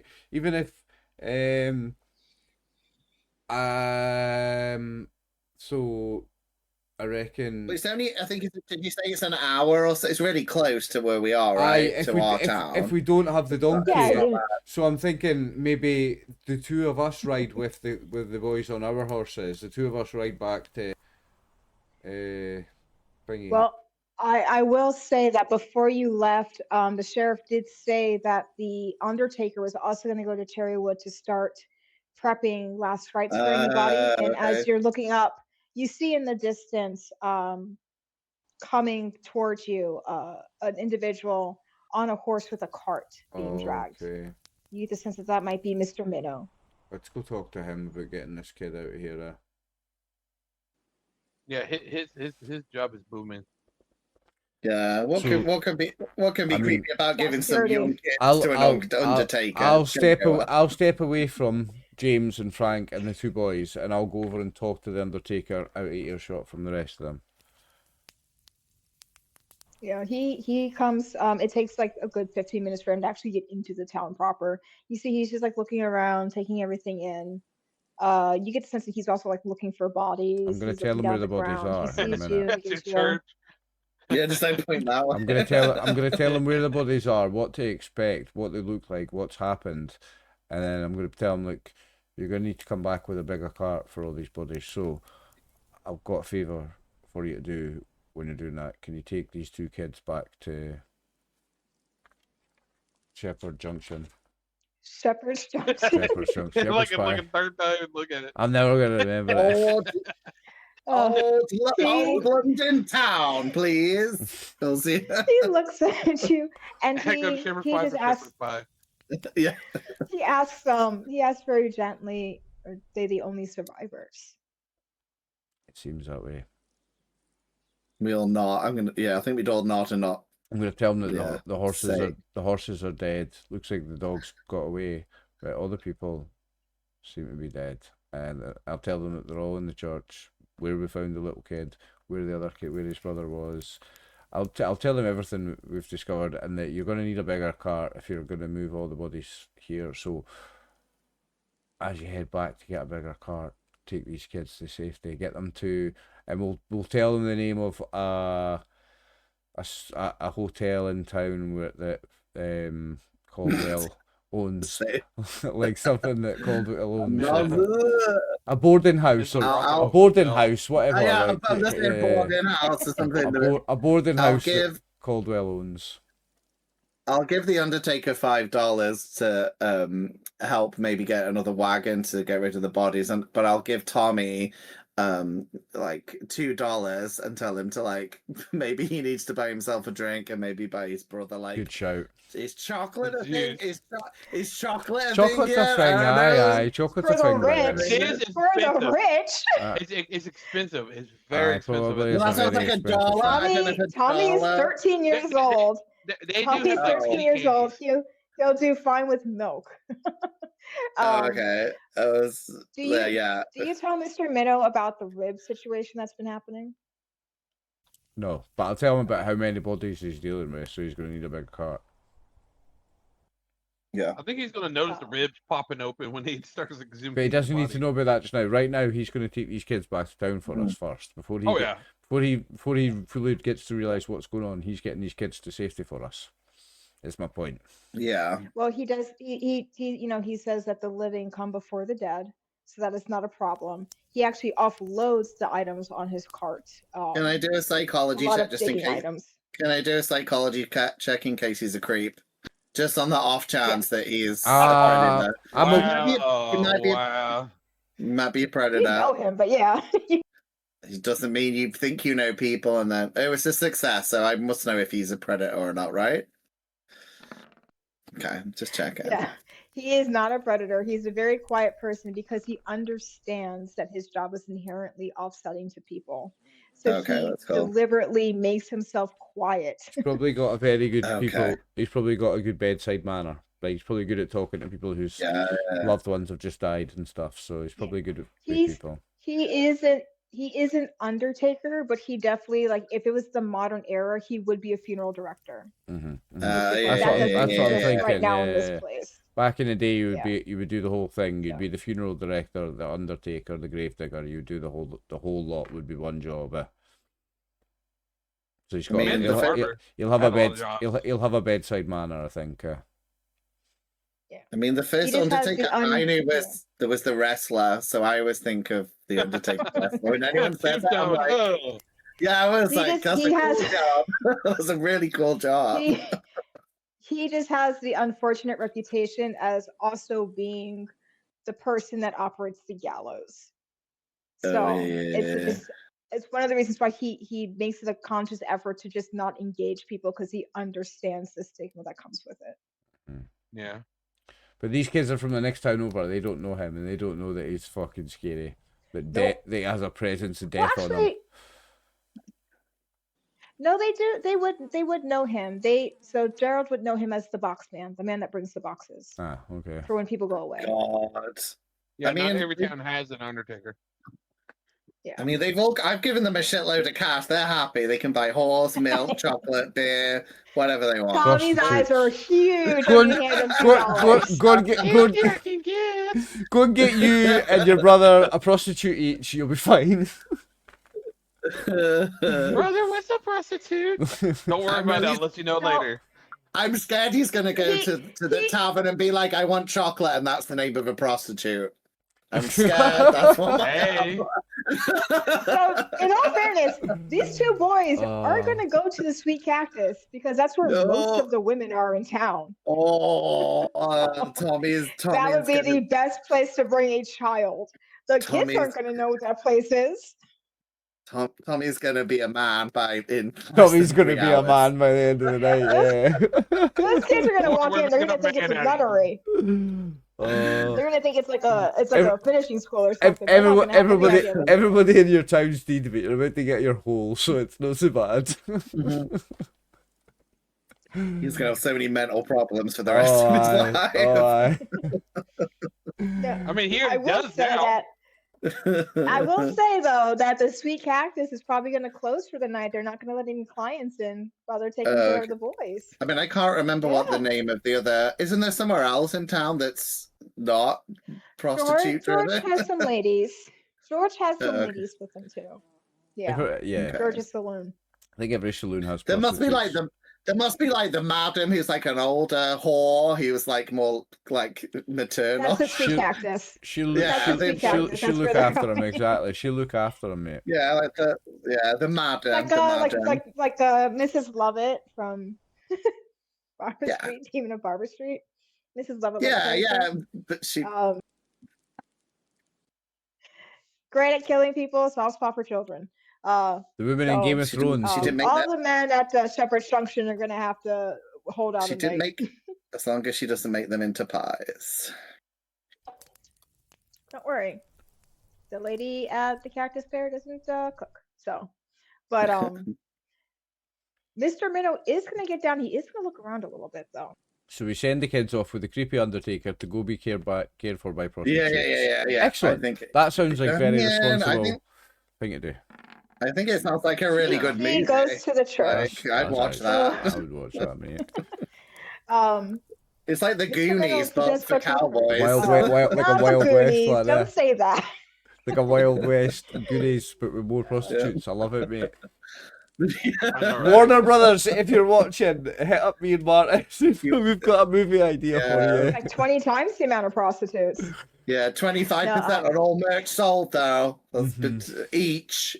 That's the rule. Mr. Minnow, he is going to go over to the church though, just to get an idea of how much work he's I've, going to I've, have. I've warned them. He looks before inside. He does. goes I've in. warned them. Yeah, I think. Yeah, Yeah, I bet okay. I bet he never has to do any sanity checks, right? He's just like, He's fine. He's No, he Undertaker. passes. that's what I I meant. just He's read just that like, he passed with never 24. bothered. Yeah. So, but he comes back out, and you can see like he has a thinking expression on his face. Before he comes over, and he's like now talking to the boys. Gerald starts to cough once more, and there's a pause as he looks at him before he gives him something that he pops in his mouth, and the coughing immediately subsides. Ooh. And he picks him up, puts him in the cart. And Tommy, he goes to pick up Tommy, who does not need to be picked up. But Tommy like Come here, goes and boy. scrambles up into the front. He goes to, like Tommy. Gerald does uppies. Tommy does not do uppies. So he goes to like Uppies, instinctively reach for uppies. Tommy. Tommy like crawls up into the front of the cart and like just looks at him like, I don't need uppies.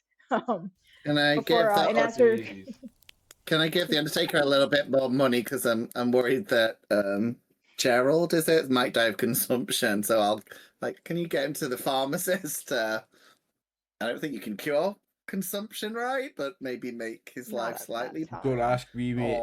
They didn't know how to cure it then. They didn't know how to Okay, cure but they it. might have then. medicine to No. make it. I've seen Moulin Rouge; it doesn't go well, but they can give him morphine, right, or whatever, to make him feel okay. Laudanum. Go ahead, give me an Laudanum. intelligence roll. James, go ahead and give me an intelligence roll. Okay. I love how we're so invested in this kids in a very sick way. I really want them to survive this. No, we've been talking about these kids for 30 minutes. I'm like, well, kids are important. So... I just want to get them to safety. It's you that send them to prostitutes. Yeah. Oh my god, Extreme extinct death. Very Did I nice. cure tuberculosis? Did I Yes! cure it? You didn't cure tuberculosis, but you did Oh. note that the look that crossed Mr. Minnow's face and the thing that he handed Gerald, you realized, oh shit, Minnow has tuberculosis as well, because he just gave Gerald Oh. so Well, you can hold it back. That's sad. but maybe they'll bond over it So anyway. Sorry, we'll continue. Just wanted to make continue with the make it clear to us that he's dying as well, like off camera later. He's dead, so's the wee boy. So it doesn't matter what the outcome of this game is. That wee boy's dead later anyway. So's that nice old fucking funeral director. Cheers, birthday. Some people did survive consumption. Oh, okay. Well, maybe they'll be one of them. Let's see if we can survive Cthulhu first. There are some people that survived. Oh yeah. So, But yeah, I'm like, anyway, bye kids. We have to solve a mystery, yeah. so we need to figure this out. How many hours till nightfall? Till it's dark, Roughly guy. now, Good do you reckon? question. Because I think we need You to. can see no Oh, way. you guys have like 8 hours. Oh, cool. No, you guys have a good amount of time. But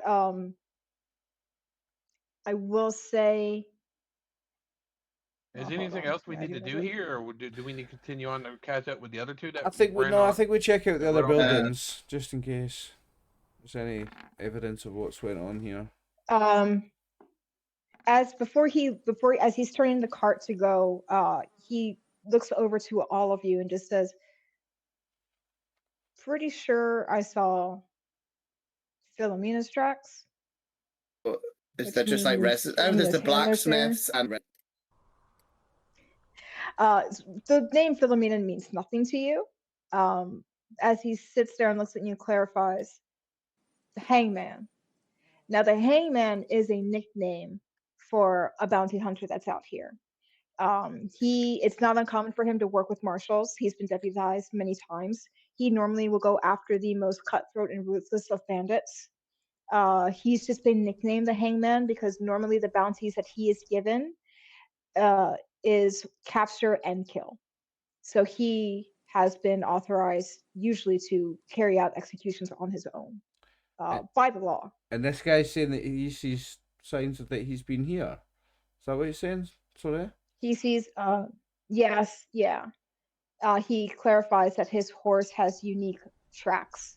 She has an injured hoof, and he has her horseshoes made special. So there's a very unique track that she makes, and he noticed it leaving the church. So he said that whatever's going on, it's very possible that whoever's responsible for this may have already been taken care of with the Hangman's looking into it. Oh, and I guess maybe what they call the Bodhi boys? Maybe they saw something, is that right? They thought those were the guys that may have done this, but maybe they were here and saw something. And he might have gone after them, maybe?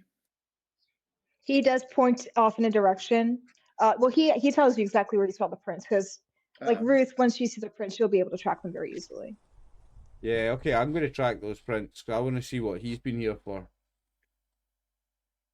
Yeah, and we've got time as well. I'm only going to get worried when it starts to be a few hours before dark. Then we need to maybe run. Yeah, I'm going to see No, what it's essentially it's high noon. Essentially, it's like essentially high noon. You guys came out here. You got back to Shepherd Junction in the morning. We're not that far from our town, so we've got time to. Yeah, if we're going just by normal horse, we're three up. No, we're only 3.5 hours away on your fucking stupid donkey. If we get on normal horses, we're only an hour away. Oh yeah. Don't look at Sandra like that. We'll be there. Like if we need to be there in an hour, you can jump on the back of my horse. Hey, we're no 3 hours away. Your horse is 3 hours away. We're no 3 hours away. I mean, I think Adam shoots, so you could get on him. I don't think it would make him go slower, right? Adam's that big. Could put Cassandra on Adam's back, and he would be the same speed. Yeah, it's a draft horse. Big freaking horses. Yeah. But Ruth, please give me a tracking roll.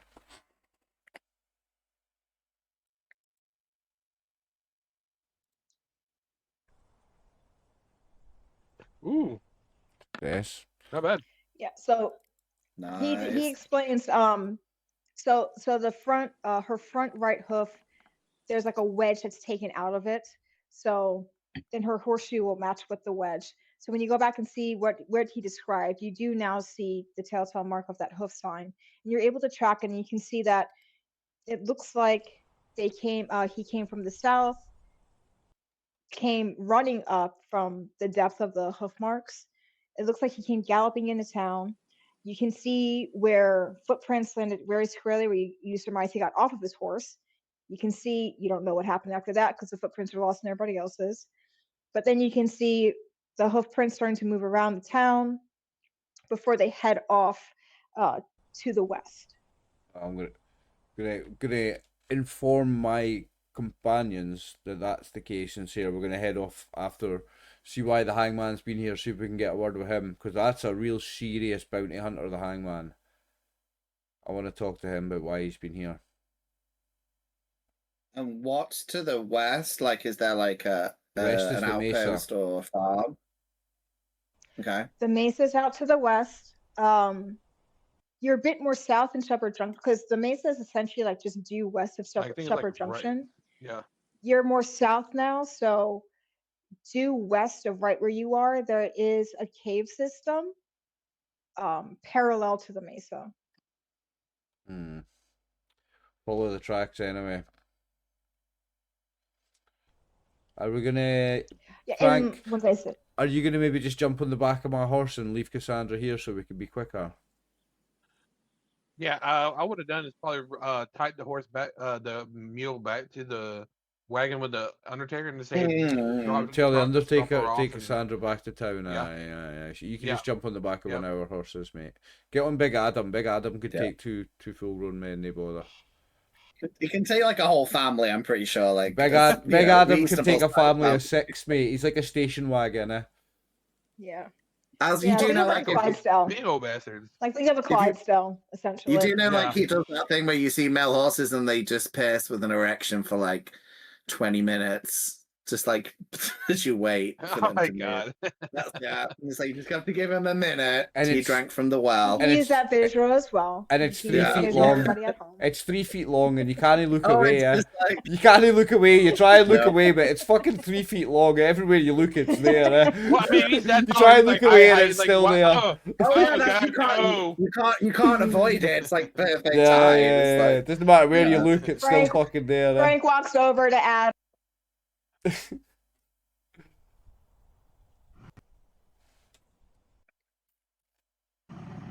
Oh, you've went mute, There. Birdie. Oh no, you're back. You're back. oh yeah, you went for Oh, me. yeah. Yeah. All right. Adam flips your hat off. Frank throws it up into the air before walking away. Martin, you get the sense that he fully understood that Frank was supposed to hop up on the back and just decided nope and walked away. Yeah, I'll tell him to stop. But Adam, after some coaxing, Adam, mate, Adam. after some coaxing, you are able to get up there. I'll talk to him like he's a person. Be like, Adam, so you mate, can- come on, don't be a dick. Come on, Adam, cooperate. I'll give him some booze because you know Adam likes to drink. I'll be like, have a bit of whiskey. It's fine. He's married, of course he does. Okay, well, if you're gonna give him alcohol, I'm not gonna make you roll. Then, if you're gonna give him alcohol, I won't make you roll persuasion. I mean, I'm not was gonna make you- force him. I'm just gonna be like, would you like a drink? And I'm pretty sure he probably would. And he does want a drink because Yeah, a he's little bit married. of Yeah. china. Yeah, he rather don't want to deal with his missus.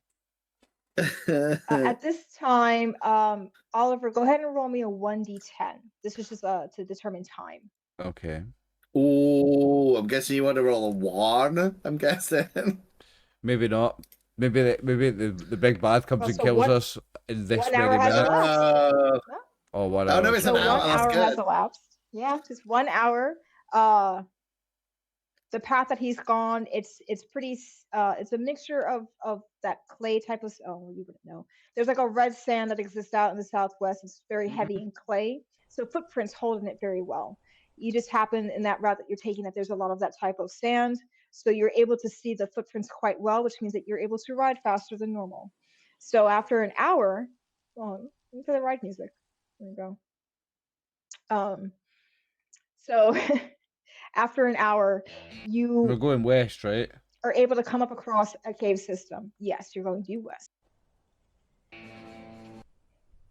Track skipping for me. And but you're that coming might up just be me around the probably. side of this big mesa where there's all these cave openings before you suddenly come nose to nose with another horse that's just standing there, just by this big rock. A small pinto horse, so it's a white horse with these big, blotchy black and brown spots. Not tied to anything. Just standing there, and Midnight almost runs right into it. The horse is very quiet, and Midnight just stops suddenly. Ooh. Hmm. Is the That's is, So how's the music. bridle So- look? sorry. Is the bridle just like 2 hanging seconds. down, or Is- is it like looped around it? is the track skipping for everybody else? Is the music pausing and skipping Yeah, a yeah, me yeah. problem, or is that an everybody Yes. problem? No, it's a me problem Right. Oh. too. Okay. Yeah. Okay. Just Me checking. too. Just checking. No, that's an everybody problem then. Yeah. Okay. That's an everybody problem. All Sorry. right. Too many sounds playing. Too many sounds. I love how playing. I love how we all have bad internet and we all think it's us because I always think it's me. Well, no, I've got great Yeah, internet. my- That's why it shouldn't be a me problem. I've got a decent computer and great internet. I've What is got wrong with the rest Yeah, of you? I'm in a new area with new internet, so this is the first time I'm streaming with this internet. Might be a birthday problem. So it very much could just be me. Okay. But, Yeah, my internet's not great. Yeah. If that's Alright. the case, then I'm gonna have to get special internet for this place. It's not that but yeah, bad. It's so- just the sound, Just the the music music. track. Yeah. Oh, but that's annoying. Everything else is fine. But Max, to answer your Mhm. question, the horse is not tethered to anything. It does have a bridle that's just the strap is just hanging loose We from the got a ground, saddle. as this horse looked like it was just. It's wearing a saddle as well. Can we get the saddle for Frank? Because I'm worried he's been like side saddling poor Adam, which Frank's just like going totally off the side. Well, I So- mean, I could technically ride the guy's horse. He's not around right now, so I can use that one. What are you like with horses? Yeah, see, I If you go to approach the horse, see how it the takes horse to moves you? away from you. If you try to approach the horse, yeah, the horse just keeps backing away from you. Can when you I to can I approach try it. and sweet talk the horse? I've got a wee bit of animal handling. Can I try and sweet talk the horse? It's okay. It's okay. It's okay. Yeah, go for it. Animal handling. Yeah, I've got 55. Hard success. 13. Well, Oh, because so it's you only- have a trick So it's that only you use, Ruth. so it's only 2 away from an extreme success. If that helps, I would spend 2 luck. Oh, you don't need an extreme success. Okay. Ruth has a trick for horses. They're called sugar cubes. So Ruth, you take out the sugar cube, and you see that this horse, both ears immediately go right towards you. And Excellent. you see the eyes are kind of like, Give us and there's a little bit of a pause before the horse does come forward to get the sugar cube. And when that happens, you all hear the distinct click of a rifle being cocked. Oh, Looking up, you see that there's a man standing. This rock wall is almost sheer, but this man is just standing there like it's nothing. It's hard to see because of the sun coming down. He's in shadow because of it. But you do see the glint coming off of 2, what do you call that? Colt revolvers. does this horse have a gammy hoof?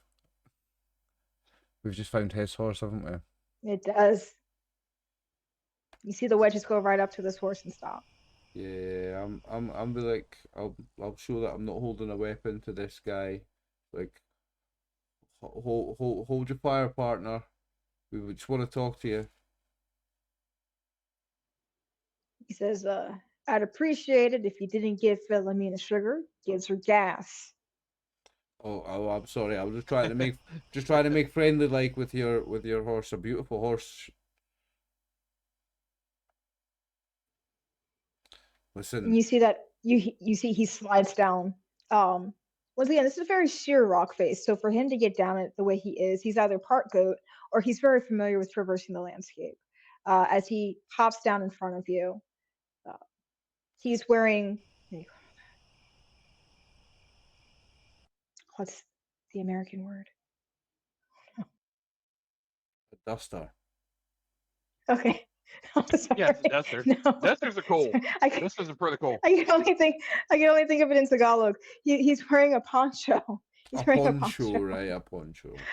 He's wearing a large sombrero as he slides Olay. down, and now you can see dark tan skin, dark eyes, very neatly trimmed mustache, Mexican. and a little Mustachio. goatee. As he is now looking up from the ground, he holsters his weapons as he looks between the 3 of you, and ooh, hold on a second. Uh-oh. He looks and sees he sees you, James, and he gives a small nod, Mr. Caldwell. hmm You've never met this man. Oh, okay. But he just gives a small nod to you, Mr. Caldwell, and he looks over, and you can see him staring at you, Ruth, before he goes, Miss Garner. Am I correct? You are, of course, correct. It's a pleasure to meet you. Of course, your name precedes you. You're a man with quite a reputation. It's a pleasure to meet you, and I'll give him a handshake. No He problem, reaches up and he shakes your hand. He also says that I'll get down off my your horse. name precedes you as well. I'm gonna get down off my horse to talk to him. Okay. All right. And he says, it's not a whole lot of women out here with your reputation. I'm not sure if that's a good or a bad thing. What do we call you? It's a good thing. We're not gonna call you Mr. Hangman, are we? Do you have a name? I do. And then he turns and he looks at you, Frank, and he just says, I understand these 2 out here. Who are you? Frank Arnold was traveling through. They needed some help, so thought I volunteered to help around in the area. In Ruth, you can tell the way that he switched over to Frank, you can tell he wasn't attempting to be rude. He was just trying to identify something that was unknown before he turns back to you. Frank, someone we just met today. We were asked by the sheriff to come over and investigate what's happened at Cherry Tree, and Frank just volunteered to come along with us. He's a good man. He's an explorer. He's inquisitive. I just wanted to see what was going on. But we want. That's what we came to talk to you about. What happened to those people? What happened to that town? We spoke to a couple of kids and they told us bits and pieces. I want to hear it from you. And he just simply says, "It's very sad what happened, Cherrywood. You're a good man, Mr. Arnold, for coming out here like this. But I think it's time for you to go back to Shepherd's Junction." I look at the other two. All I'm three like, of you. I'm gonna be like, oh, we could go back, but I have a little couple of friends in my pocket. I was wondering if you would like to be friends with them. Count 1, 2, 3, Yeah. 4. What are your friends? How What are many, your friends? how many presidents? Mr. would it Washington take and to- yeah. I don't know I which know, presidents Lincoln. were on the notes. Mr. Lincoln and Mr. Washington. That's what I was gonna say. etc. I don't know. They have Good old Abe. Benjamin I don't Franklin, the know. $100 bill, but I don't think they went up to 100. No, I don't. He's not giving them Okay. a They had $100 different bill. Yeah, no, they Yeah. actually had different presidents during different times. We probably honestly. it wasn't even presidents on the bank. It probably wasn't even like that kind of banknotes yet back in the day. It was probably slips of paper with yeah, a I don't signature know. back in the day. I don't know. Yeah, they did. They had. That's a banknote. It'd be a Yeah, you bank have note. banknotes. I don't think you would have these unified, same color all the time Yeah. banknotes quite yet. Okay, well, I'll You look have a like a bit banknote less. from like Wells Fargo. I look a bit less classy as they get like a massive check or something out.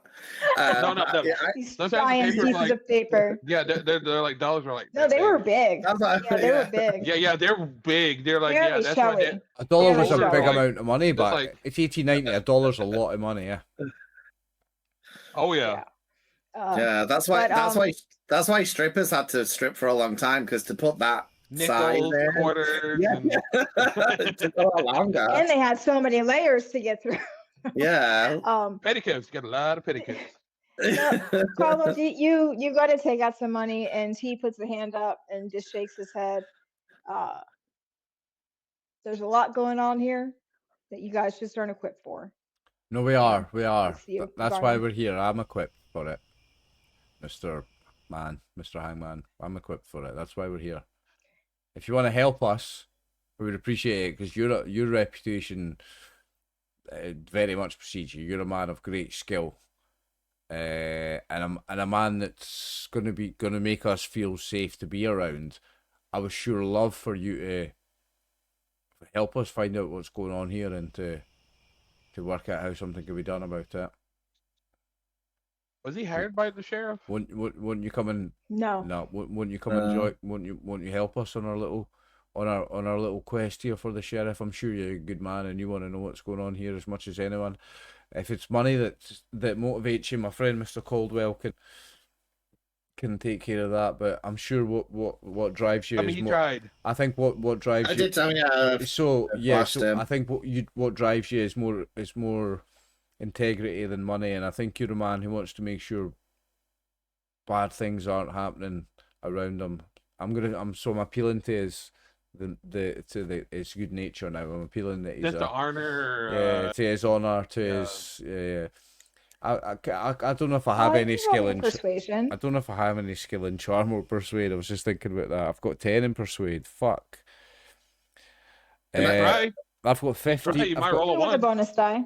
Can I You get have a a bonus bonus? die. Okay, can I do it on charm? Well, I've got Can I- 15. It's only 5 better, but can I do it on charm? Can I help Sure. him with my credit rating? I don't think I've ever rolled credit rating for anything. Throw money at it. Throw money at the problem. It will succeed. Can I mean, just to help I'm my get- friend. I'm I get- know he's not that interested, but yeah. Can I get 2 bonus dice? That's what Martin's saying, basically. Can I get a second bonus dice? For Martin? Yeah, I'll roll You for it. get I'm just one saying bonus dice. Right, okay. You get 'cause one of the bonus money. dice. Okay, So that's a that's fair fail, enough. but I've Okay, got to you roll a got- d10. And this is my bonus dice. Nah, I rolled a 51 So and a it's 51. 20 at The a same. yeah. It's the same. It's the same. But he just gives a nod to you, Ruth. He just says, you can let Shepherd's Junction know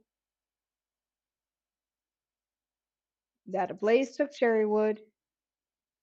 There's no survivors. I looked at the other two. I'm like, yeah, there's no survivors.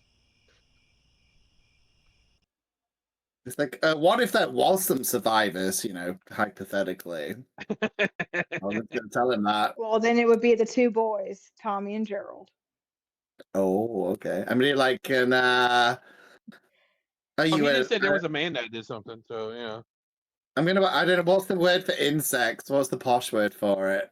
Like for insects hunters. It's like, because I'm gonna try and mention about the moths, but sound like, be like, It'd are be a you wasp. into It'd be a wasp, a hornet, or I something. think you were just saying. I think you were just saying moth. just say moths? Okay. There's a Just say posh word for it. moth.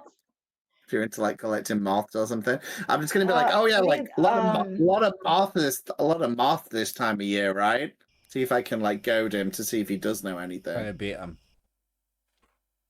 Yeah, because he's clearly not responding to money or persuasion, but maybe if we know something. Okay. I'm just thinking of you busting out the word for. I thought there was a posh word for it, like when people collect butterflies or something. So I don't know if there was a moth one. Lepidoptery is the study of butterflies and moths, I believe. But Oh, okay, you that's what I was wouldn't know talking. that word. I know. You wouldn't know that word. I don't know. He might be. I don't know. Okay, I'll make it easy. Yeah, I'll be like, yeah. So I'm just gonna say, yeah, a lot of moths this time of year, don't you think, Mr. Hangman? You see, and he gives a nod. He's actually just gonna ask you point blank if any of them have landed on you. Mm-mm. No. We've not seen any of them. No, I know. But the kid told us about what happened, what they did to the people, but we ain't seen any of them. Mm-mm. He's gonna now ask if any of you have any respiratory diseases, pneumonia, consumption, anything like that. Nope. Nope. Can I ask Why him is that supposed to why? help you? Yeah, I was like, yeah. Can I like, why is that important? Because It seems like whatever this is prefers things that have healthy lungs. So since you're all healthy, I recommend that you go back home. Oh. light up a And massive you'll recall cigar. that I light up a massive cigar and start smoking it really fast. I start smoking a lot of cigarettes, aye. you recall that Yeah.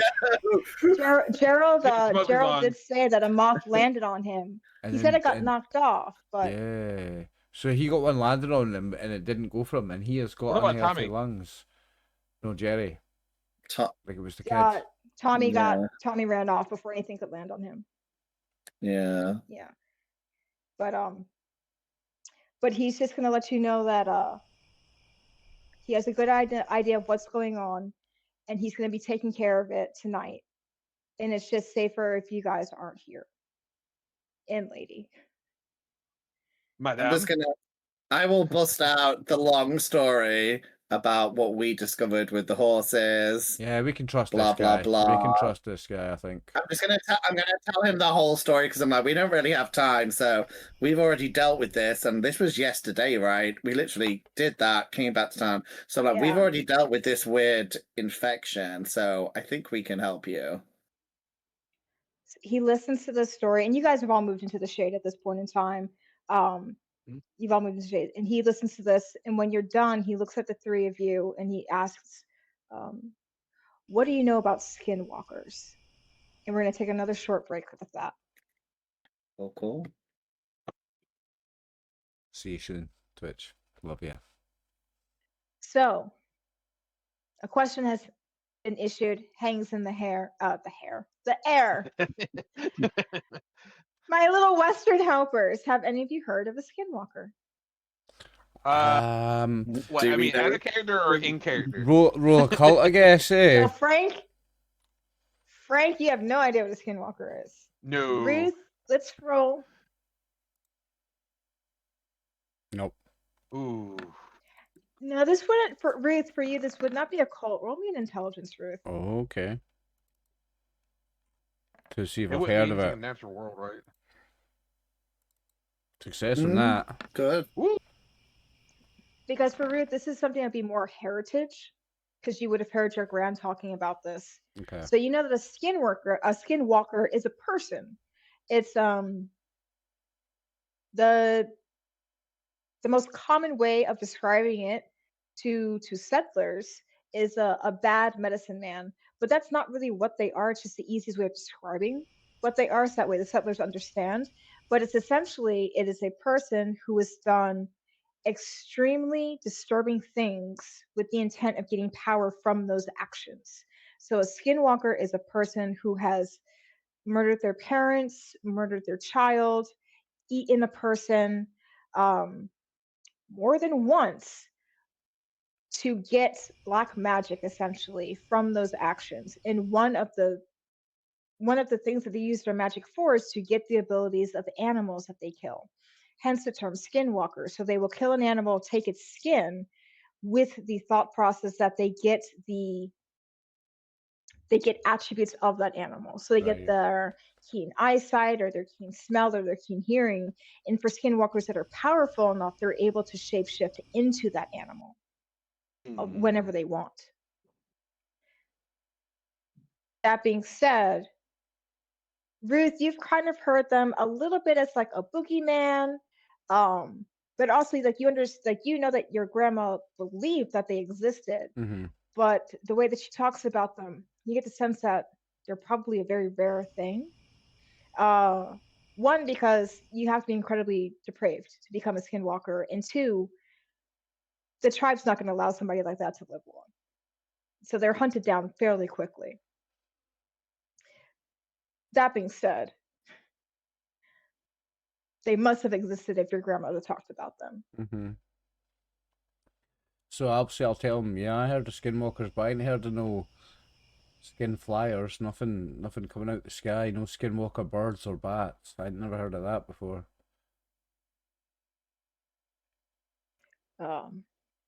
And he shakes his he looks at you and he just says, no, that's something else. But I've been tracking this skinwalker, and I think he has something to do with their presence. So And he'll ask you, did you see anything unusual aside from what you described to him regarding the horses? Did you see anything else, like a particular coyote that was always around, or did you hear anything that sounded like whispers on the wind or anything of that nature? No, we didn't. But listen, we're gonna go help you. We're gonna help you kill this skinwalker. We're gonna kill it, and you're coming with us. We already failed on that, didn't we? to convince him to come, we failed that already, but we're gonna kill it. Well, you say that, and he just goes, "I think you mean you're coming with me." Yeah, you were coming with you. We're coming. That's right. We're coming with you. Yeah. So they're kind of like, yeah, we're going with you. Yeah. I light another cigarette. He looks to the three of you, and then he turns to, James, I think you are the youngest person here. He turns to you and just goes, "We can use this one for bait." I don't think James is the youngest. Me? Looking at Frank's portrait, I think Frank might be the youngest. Frank looks very young, actually. Pull the portraits up, and James is definitely not younger than Frank. It says on your sheet, right, your age. I'm 42. I don't know how old. I don't know how old. Oh no, it's gonna be Frank then. It's Frank. Yeah. All right, so he turns to Frank and just goes, Whereabouts "We does can it use this say? one for bait." I'm glad he didn't look at my horse, because it was 35. like Adam would not appreciate being done as bait. No, Adam would smash this fucking thing. Like, Yeah, Adam's got fucking stats, I reckon. Adam He's got loves a stats. shotgun. So Nah, let's go kill a skinwalker. Oh, do you remember Bravestar where they had the horse that could transform and actually shoot people? Check out that cartoon. That is cool. And it's Western related. That's what Adam is. Yeah. No, let's say you're bringing that up. I haven't seen it in a hot second. You I do should watch remember it. That's a cool cartoon. I want to Cousin watch used to that. watch it. I will say, everybody, please give me a stealth roll right now. He Okay. shifts you off to another rock outcropping with the intention of waiting until nightfall, because that's when he's pretty positive the thing that you're looking for is going to show up. I'm very happy he decided to do this now. Oh, all fails. Yeah. You guys have no reason to be stealthy people. We're no scared of no ghosts. He's actually going to determine, so he's trying to hide outside of the cave with the intention of catching this thing as it walks up to the cave. He tells you that from what he can tell, he has not personally seen these creatures up close. He's seen them from a distance. He was able to shoot one, but he said that the body kind of disappeared before he had a chance to actually get up to it. But they do look like moths. They're about 1 meter in length. Oh. Okay. And That's big. he watched them attack a caravan where they essentially flew, and it looked like that they were just, at first he thought they were just trying to pick people up and carry them off, but then they were latching onto people and knocking them down. Afterwards they got up and the moths flew away, leaving the people behind. Initially he thought the people were fine before he started realizing that they weren't, and things were trying to claw their way out of their chests. He saw one of the things that came out. It didn't look like a pretty moth. It looked like a horrible grub. It had huge mandibles, which is what it used to get through the breastbone. It was essentially maybe like so big. Corky. And it's pretty chubby little guys. Like a milky off-white, and it exploded out of their chests. He shot a good amount of them, burned a couple of them. The whole caravan was destroyed. Essentially, he burned all of those bodies and then buried them in a mass grave as his way of trying to give them some final dignity. The things that escaped from their bodies, the ones you didn't kill or burn, where did they go? They crawled off into the desert. They just crawled off. Oh. Yep, yeah. They crawled off. They crawled off fast too. You could run after one and catch it, but you'd have to do it really fast before it could outpace you.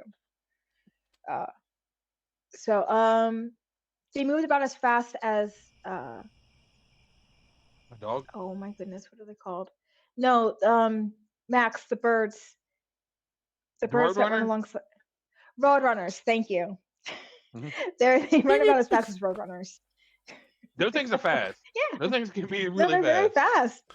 You could catch one if it's like right next to you, but the second it gets, but like, they're really couple feet smart though. between It'll the- paint a fake bridge on a road and you run into the fucking Yeah. on the wall. You These run guys into not it that and smart, it's but full they're of just I tunnel. know what a damn picture is. They're Yeah. fast, but they're also We know really about- smart. We Learned know that on about the your documentary culture. growing up. Yeah, he's just like, be careful. There's painted roads on all the rocks around here. But no, Okay. yeah. So he says that they'll outpace you. You can catch them initially, but there's at least 6 of them that made it off into the desert that he was not able to shoot. The rest he was able to set on fire. And does he think But that's they don't like a? fire. Is that like a nest or a queen, or are they just like, like normal, like moths? Like how bee. they Like bees. like how they and how do they reproduce? Is it like a queen situation, or is it just like a I think they one gestate by inside a one person. situation? It's like an alien. Yeah, they, so he they traced lay, them- They lay an egg. Yeah. Mm-hmm. So yeah, he traced them back to this cave a month ago. He chased them back to so he's been doing this for a hot second. He chased them back to the cave a month ago, and he's gone in during the day. Unfortunately, they will wake up during the day because he woke them up and was able to get out. But it looks like they just hang out on the wall. He didn't see any moths that looked different from the others. So just from what he saw with the caravan to how he saw them sleeping in the cave, it looks like they just use anything that's large enough to Gestate gestate. inside of. Yeah. Like for us, And for what he above can tell the us, it seems table, like they grow in the lung. it is very much just like the face hugger grows an alien inside a person that bursts out. It's just like the alien in the Alien movie, yeah. I wonder if Yeah, they got the except idea. these ones are seated inside of the lung tissue versus just inside of the chest cavity. But we didn't get. So we it didn't has get to be a any, lung that's big enough to hold it. We didn't get any dynamite, right? Because this would be a lot easier if we could Did just we get any blow up the dynamite? cave. We could make some Molotov cocktails. don't think- Yeah, if we could just go in there and fucking burn them all. Shame it's like Yeah. 1890. We don't have a flamethrower. This is when you. Where's a flamethrower? We need a flamethrower, boys. Eh? Well, that's why you Unfortunately. fire a bunch of wood and shit and start just throwing it down there, and just True, we I could think- try and Here's block the up the thing. hole. We need to take the None of skinwalker you down. have dynamite. No, I know we don't have None dynamite. of We you got have dynamite. Does our friend got Jose? alcohol. Does our friend Jose have some dynamite? Does he? Jose. Yes, he jalapeno. does. Because Hell he's had more time to yeah. prepare for this. So because you all failed that stealth roll, his initial plan was to wait outside the cave.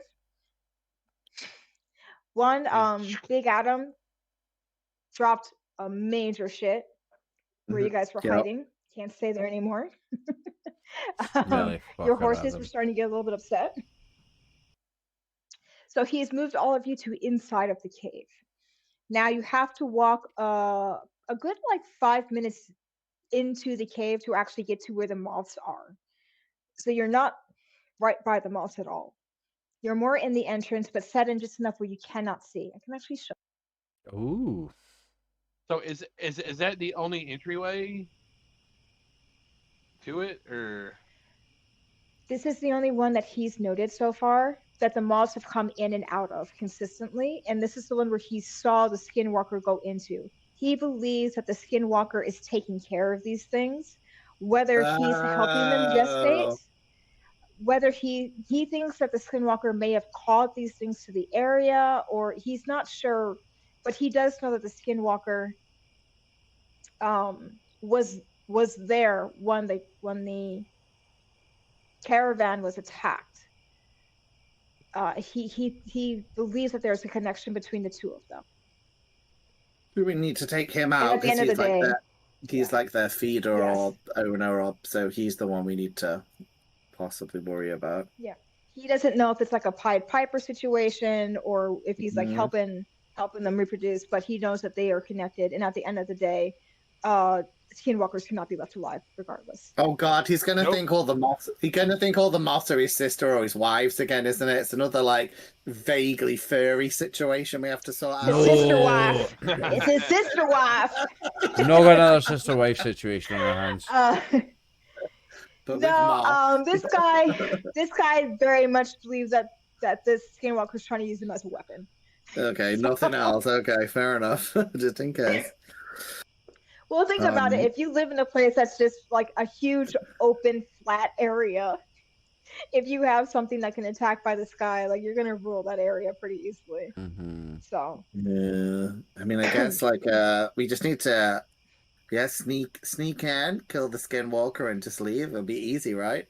It's pretty easy. Dynamite, go boom. Yeah. But we need the. We So probably need the. We maybe need the dynamite at the end. Maybe we have to kill the skinwalker and then blow up the. And then just entrance destroy the with cave moth to destroy it with all the moths. Yeah, possibly. yeah, Because the skinwalker's probably a bit more smarter than them. his concern is that if he just destroys the cave, that the skinwalker will somehow get more moths because he doesn't know where the moths came from. Mm-hmm. Now We need to make sure the skinwalker's dead that first. said, Yeah. you are about 20 feet into the cave, which would be like a fast minute walk. He tucked you all in, so you don't have to roll. He picked out spots for you all to be in. He did a check. He saw the weapons that you have, so he's going to make it very clear. He has dynamite. He's going to go set a charge a little bit deeper into the cave. That said, when the dynamite goes off, if you are in the cave at all, you will be trapped.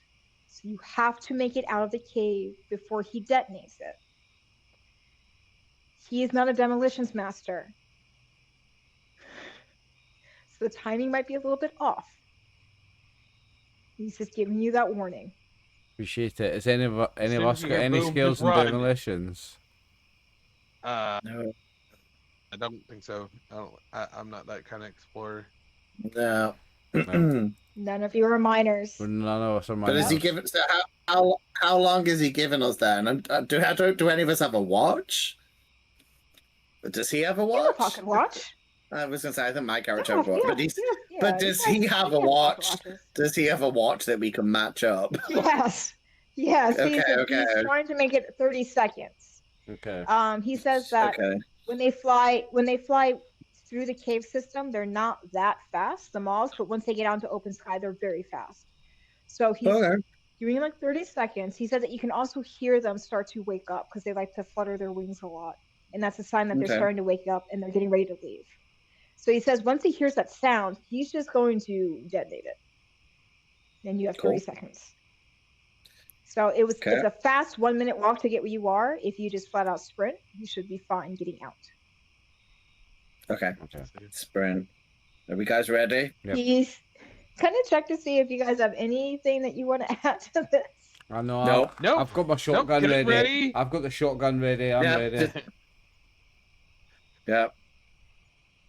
I'm gonna tell Adam. I'm like, Adam, you start like kicking and like screaming or neighing when like it's the last 10 seconds, just to help us out. Adam is not in there with you. Adam is away. Philomena took the horses away. Oh.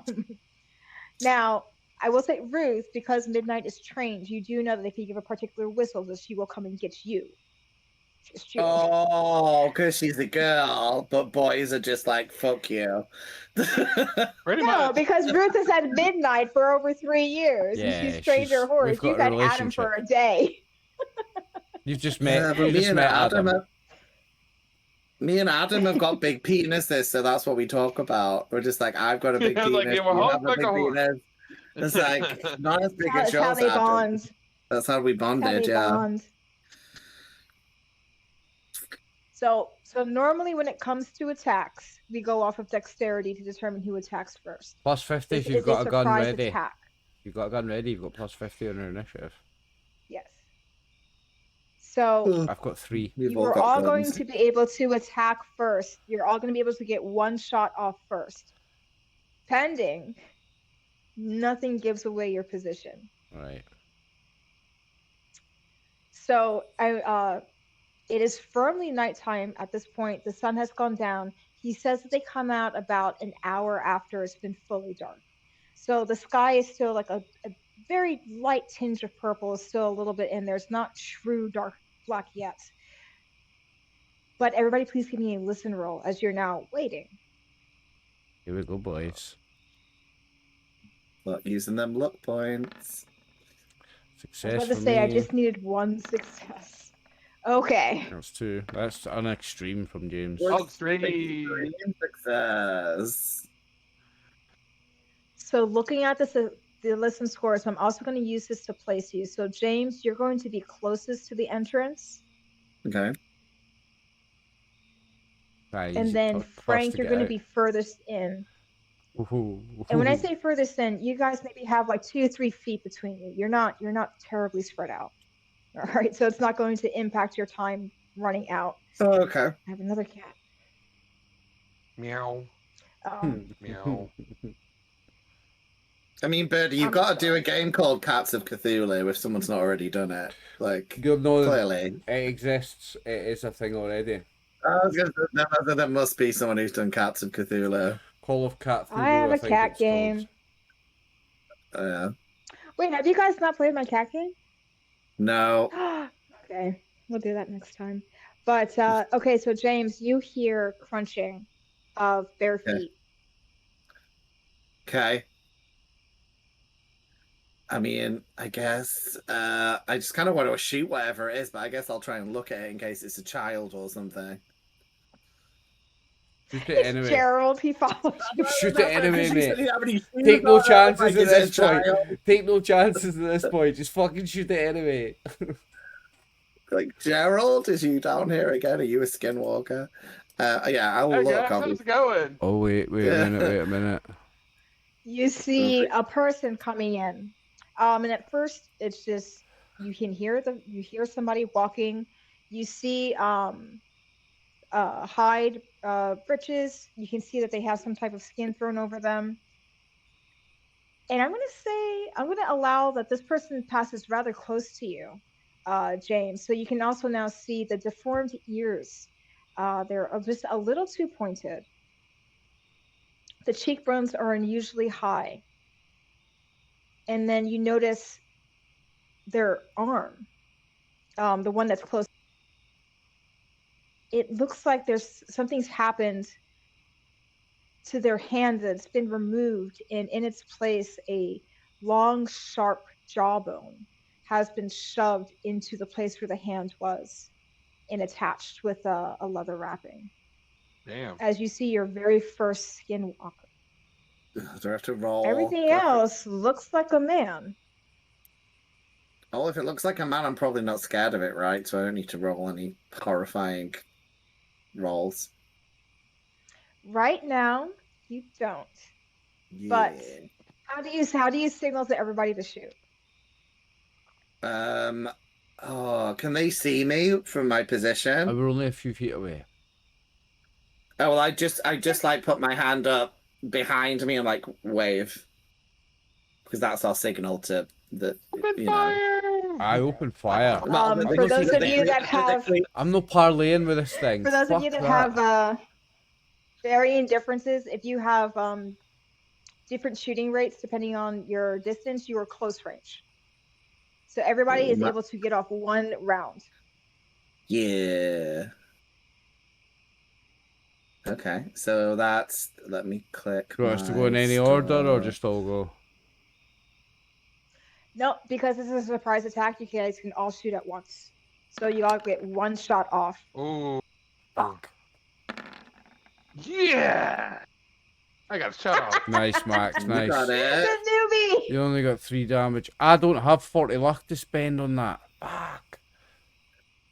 Do you not have 40 luck? So- Let me see if I've got enough. How much did I I've fail got by? Oh, I only 33. failed by 13. I'm going to spend my 13 You could to. hit. Yeah. I'll spend the 13 for that. Okay, so then go ahead and give me damage then. It'd probably be the same kind of thing, wouldn't it? Like 11? James gives a wave, and you all shoot. Ruth, you stand up. Frank gets his gun off first, catches this guy in the shoulder and kind of pulls him, which just means, Ruth, as you go to shoot, it actually knocks him back enough that you miss with your shot. And then another rifle rings out as James, you shoot, and you're able to get on the same side, but this time in the leg.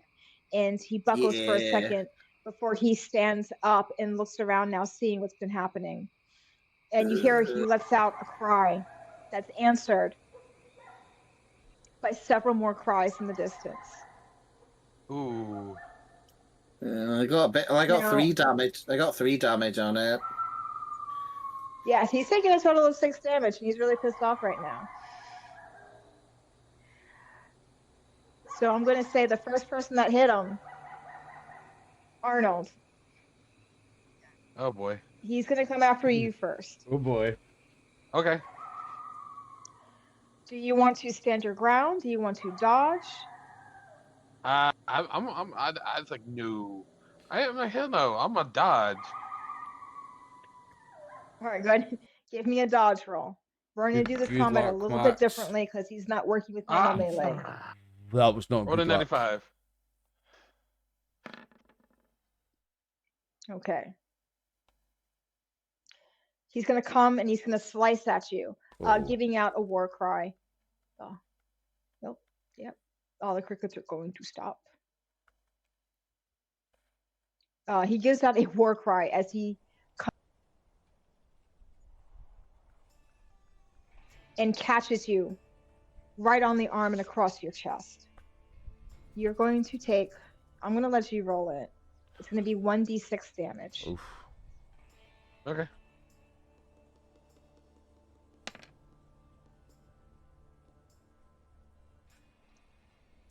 As a spray of blood just rips out into the air. He's then going to whirl onto the next person that's shot. That's a constitution check for you, Max. Is it 5 is the magic number? Yeah, Max, that's a big... Well, it depends off of his total hit Oh, points. does it? Yeah, is it? I No, that's got right. 10. It's half your... it's half your hit points. Oh. Yeah. That's a con check. So- Or pass out. So when you get a major wound, you have to make a constitution check to see if you remain conscious. Okay.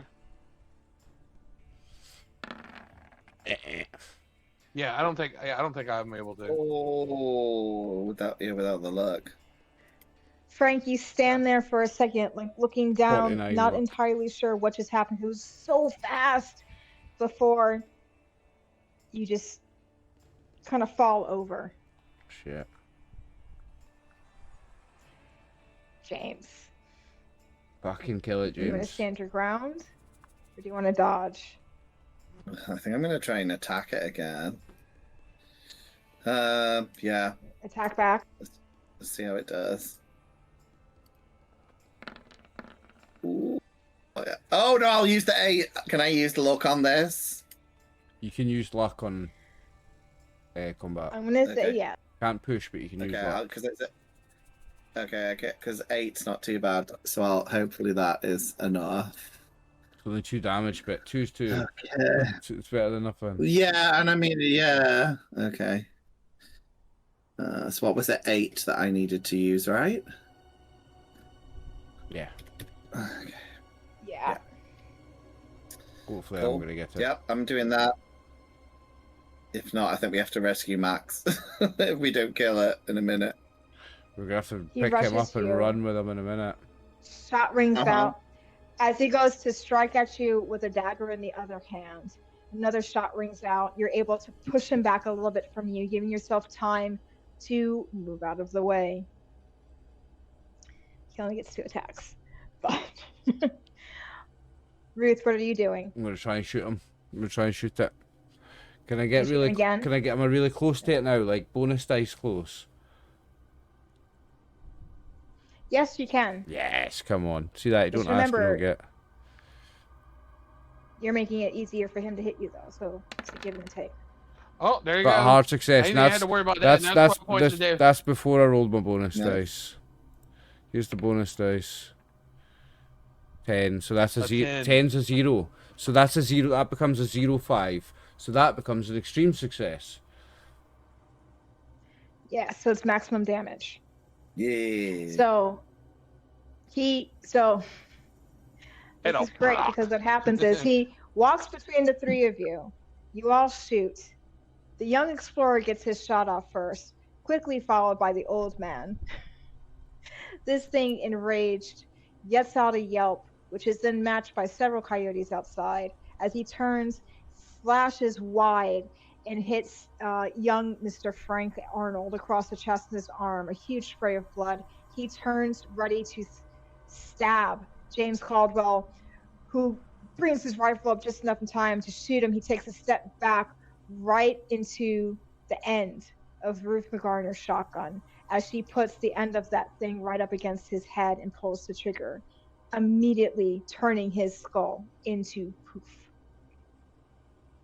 Nice. His body falls to the ground. And for a second, you're like, okay. That seemed kind of easy. Is there anything else? Look further into the cave. Is anything else coming? Because something replied when it made that noise. Yes. You see small shapes moving towards you. In the deepening dark of the sky, there's very little light, but you can still see shadows moving within shadows. Your eye catches 1, your eye catches 2, 3.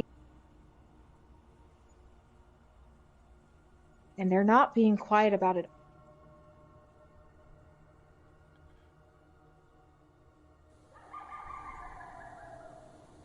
As they move in, barking back and forth, You've heard many coyotes. This one sounds like they're having an actual conversation, which you do not like. You hear another voice way off in the distance, but the one that catches you are the three that are closely approaching. Before you see the shadows lift to the ground, suddenly stand up, elongate up until they are person-sized. And there are now 3 people coming towards you, Ruth. 1 woman and 2 men. Covered only in skins. But their ears are deformed. Their hands end in claws instead of just fingers. And the look on their faces, they are unhappy. What do you do? I shout, Jose. It takes some time to get up to you and to change. I shout, Jose, make bang. Jose, make bang. And then I'm going to shoot the closest one in the face. Okay, 1 second. You can go ahead and shoot. Jose hears you. Yes. I'll spend 12 luck You on hear that. a voice I'll spend yell 12 from luck on that. deeper. Okay. Okay. You hear a voice yell from deeper into the cave. 30 seconds. Then I turn and run. Oh, and everybody's just gonna leave me. Okay. Well, no, shit. Wait, yeah, I what need to dir- pick you up first. what direction? Forgot about What that. Sorry, direction? Max. What direction are you No, running no, in? I run and try and grab Frank. I pick Frank up. So you're not shooting? No, I shot first. After So he shot once. I shot once, I hit. Okay. I hit for 11 damage, and I'm then gonna run and try and pick up Frank.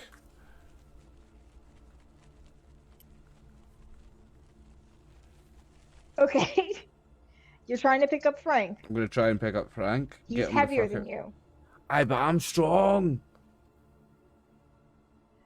Give me a strength roll. I James, knew you were what gonna did say do? that. To be fair. You just heard. I mean, James, you heard 30 seconds yelled out. You heard Ruth shooting her weapon. Oh. I mean, I'll spend I'll wait 13 to see luck, what Max. Ruth Don't you gets. worry, mate. I'm spending the 13 luck. What's 21 minus 13? I've got 8 left. I'll just. Oh, you're an idiot. Because if we play this again, that means your luck's gonna be shit forever. I don't care. I won't save Max. Yeah, I'm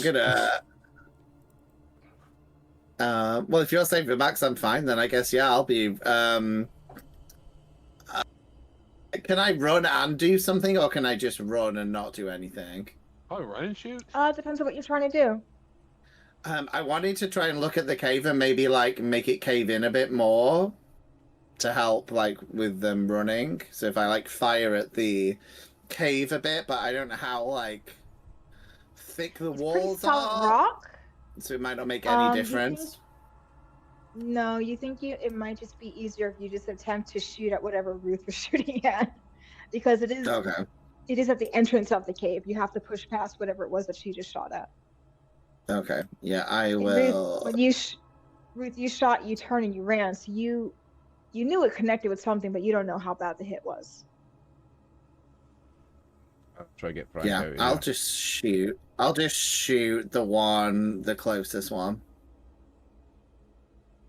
Okay, it's gonna have to now be a hard success. Ooh. That's gonna It cost has to be a you. hard success though. That's only gonna cost you 12 to be a. Wait. Okay. 13. Yeah, just 13, 12, right? 13 to be a hard 13? success. 13, yeah. You need to get down to 25, so it's 13. Okay, I'll do it. But I might not want to play this character again if my luck's like that low. Oh, my character's goosed, Um, mate. My character is goosed. These are supposed to be one shots. yeah, We didn't know we were coming back. Yeah, fair enough. You don't know if you're gonna play okay, these characters again. I James, like you go that. and you I just- shoot. Yep. And 5 damage. you see 3 Dead. figures. You Dead. You shoot at the figure that's closest, and you swear it was right there. But it's just empty space, Ugh. and the one behind it gets hit square in the gut with your shot. Still standing though. I'm running. I'm done now. I'm running back to Adam, wherever it is. So you're gonna try and push out. You have to get through them. They're in Yeah, front of the I'm entrance. It's going to attack you. Oh, they're in front of us. They're blocking us getting. Oh, I thought they were coming up from Yes. behind. No, they're No. coming in. They're No. coming in. The hangman's so behind you. The hangman my is internet behind went you. my internet went down for a few seconds before, and I missed. I thought they were coming from below. Yeah. Oh shit. Oh. So your shot Prob- has shifted them to the side. There is an opening that you could run through, but not Ruth Okay. and not Ruth Okay. and Frank like all at once. I mean, I am the mayor of the town. I am the mayor of the town, and I need to tell the story, so I'm just gonna book it. Fuck you. Well, hey, am I completely knocked out, or am I able to like? No, you're unconscious. wake up? You're gonna be able to do another Constitution roll. You can do another Constitution roll. Okay. You're too soft. Can I drop a bit? Can I run and drop a bit of rope on Frank so I can pull them out if it caves in? Should have kept your mouth shut, Max. Oh, he So, explodes! normally- He explodes!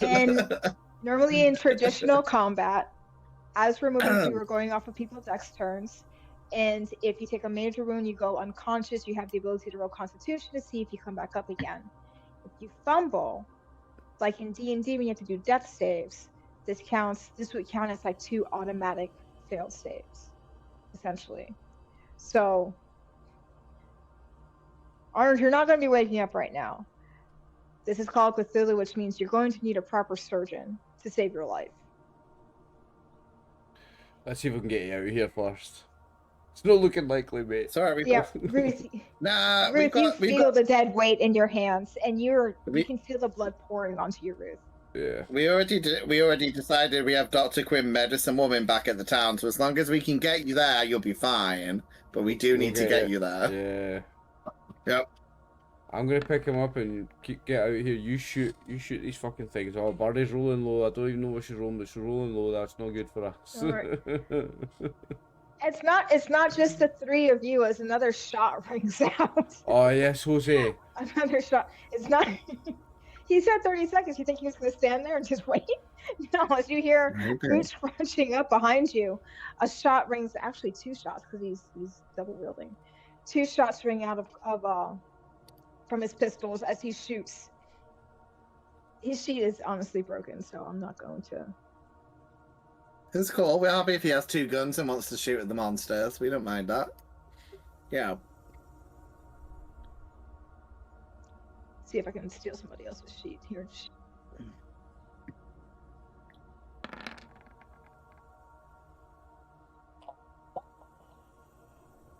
Oh God! Does he explode as well? Even our Is everyone NPCs will exploding? fumble.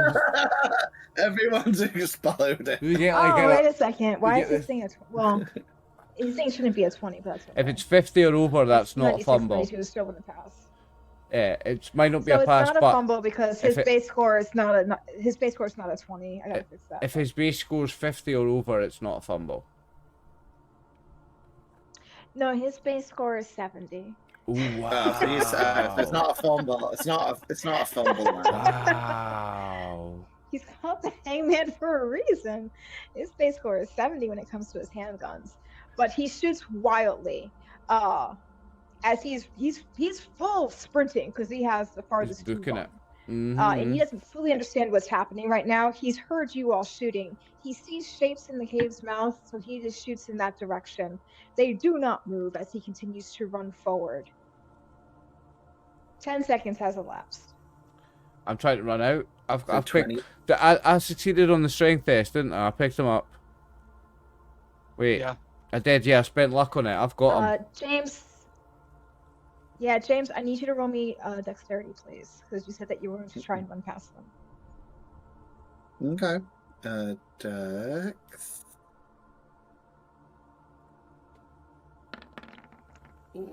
Oh, I might just use some luck. 12. To do it. So the Wait, 12. before you do anything, I also wait before you do that. I also need you to roll fair luck. enough. Oh, you need to roll luck as well, mate. Before. Okay. My luck's not Before great you now. spend luck, I need you to roll some luck. Yeah. Oh dear. Oh dear. Oh, I would have failed that. I would have failed that with any luck score that I would have got anyway. Do I explode? me Are a we all 1d6? explode? Are we all No, just a exploding? 1d6 as a clawed hand rakes out towards you. Don't roll a 1d6, fucking hold 5 like Max did, mate. Come on. Jeez.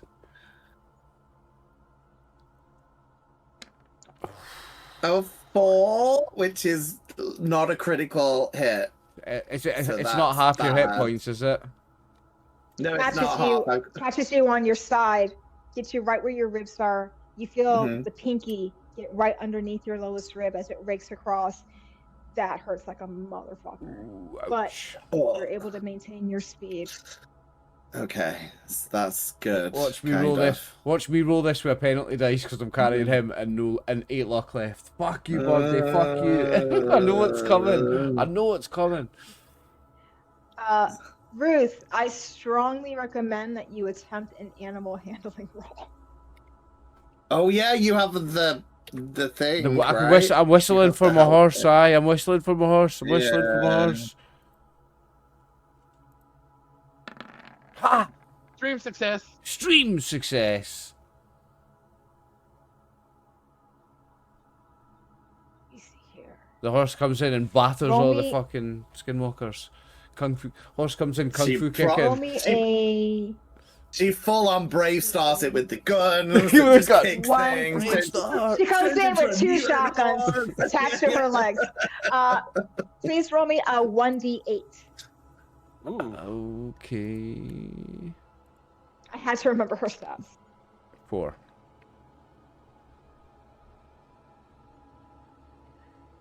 So you give a loud whistle, and you hear her come running in. You can't quite see her yet because like your head is kind of pressed down as you're attempting to drag this man with you, but you hear her colliding with something up ahead. You hear a hiss as she deals 4 damage Yes. to the female skinwalker. Nice.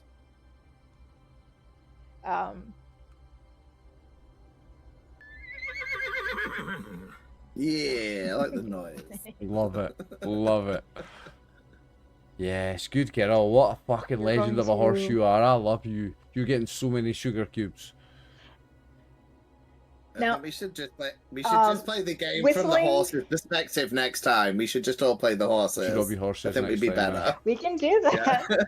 Yeah. Now, also give me a strength roll because you can absolutely whistle while you try and drag somebody. Success. Come on. Yeah, come You're on. moving.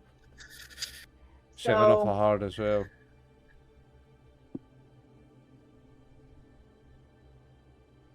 so I will let you know this, Ruth. So you're moving. You're able to get this guy moving. You're moving, so you're close enough to your horse where you could just get on your horse and go. Mm-hmm. Or I If could you save wanted this to try man that and I've, put Frank onto your horse, this man that I've never met before. that would be an. If you wanted to save him, Now, I love you could my try to friend keep Max, dragging him let's be out, clear, but or- Ruth has never met Frank before in her life.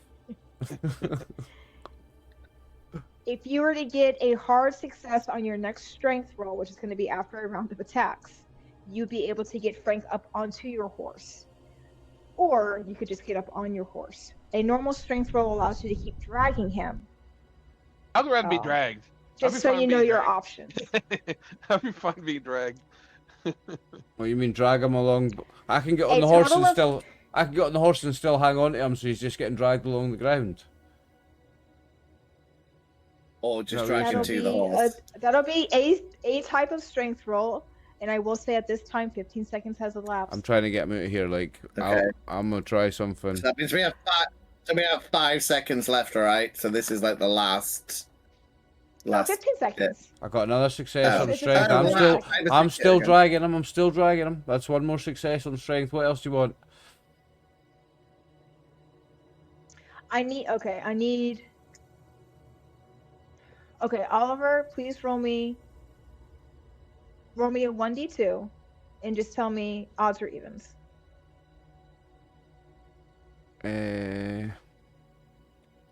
Or you can do a 1d4. You Okay. can do a 1d4 so you don't have to type it in. I'm gonna go with evens. Evens it is. Okay, which means that you don't get hit. The skinwalkers are going to end up hitting Frank. He's already As you're attempting unconscious. to drag him out. He's already unconscious. He'll not feel it. But- It's fine. He might, He's not he gonna might feel it. die. You He might die. But yeah,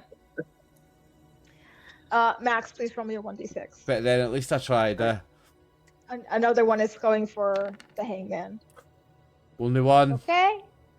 Just one more point. As he swaps at your backside, Max, you take another point of damage. Ooh, gonna get you out of here. I am like. How you doing, buddy? You'll have 4 left there. I think he started with 10. Yep. You're hanging in there. Oh, what's this guy missing? What's he doing missing?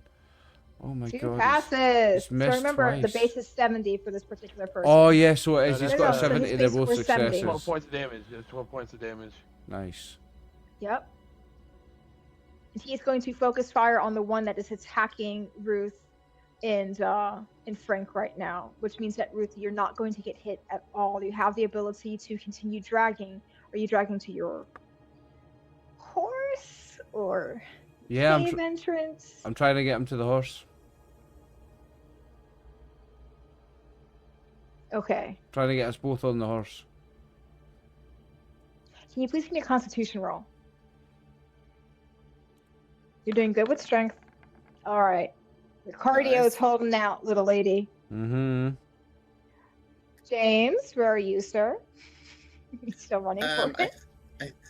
Well, you said I've got past them, right? Like they scratched Yeah. me, but I've got past them.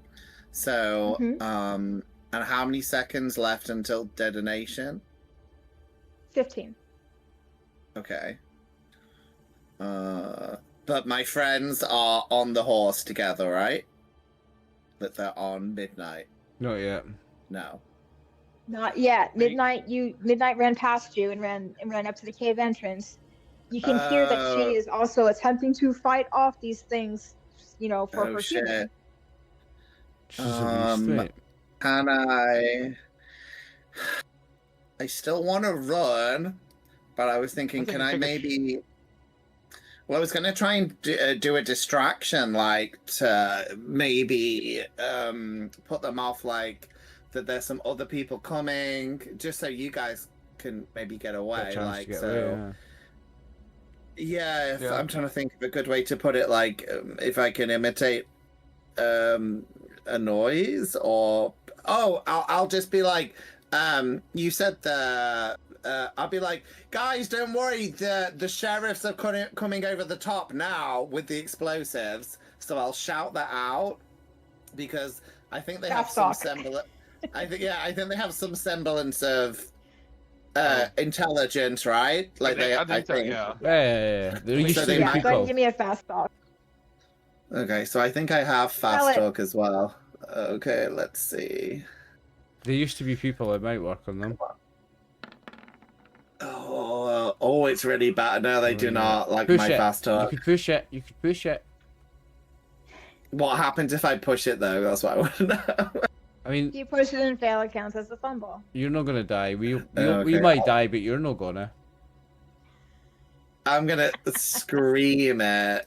Yeah, I'll scream it out to make it louder so they can really hear it.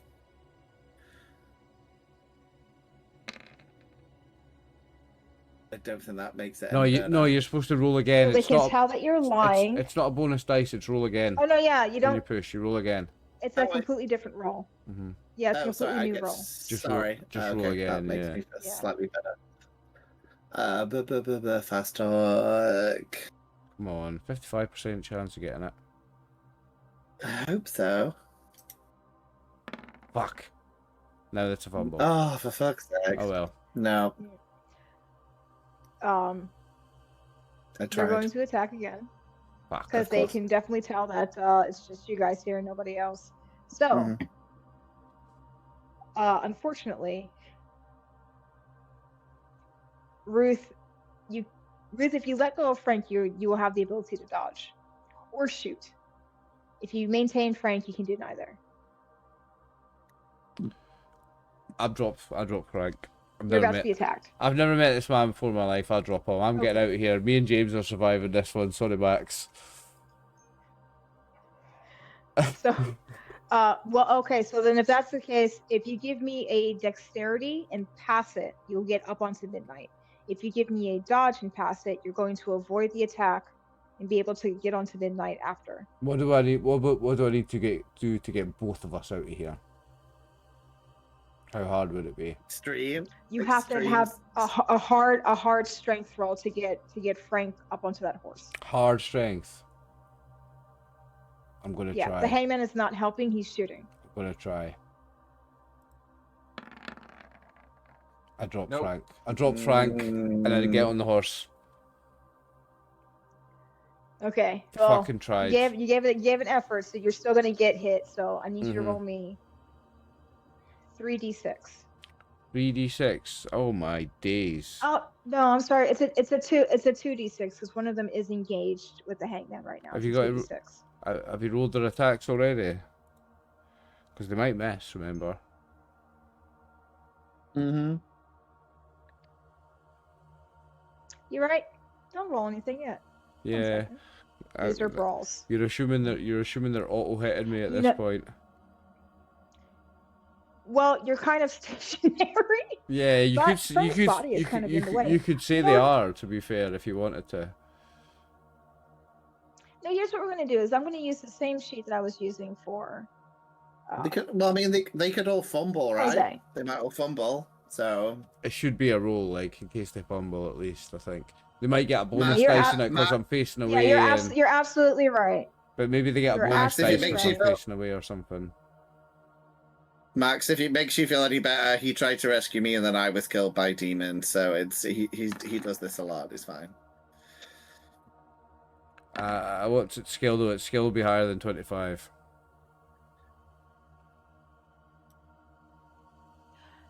That's okay. How many successes Their is it? skill is 50. Well, the first one must be a fail. None. It's 50. None of them Their are skill is successes. With. Yeah. It's 3 Because whiffs. they're just swiping at you. So- This is not like a finessed attack. They're just swiping at you. Right. When none of them hit me, I lean down off my horse.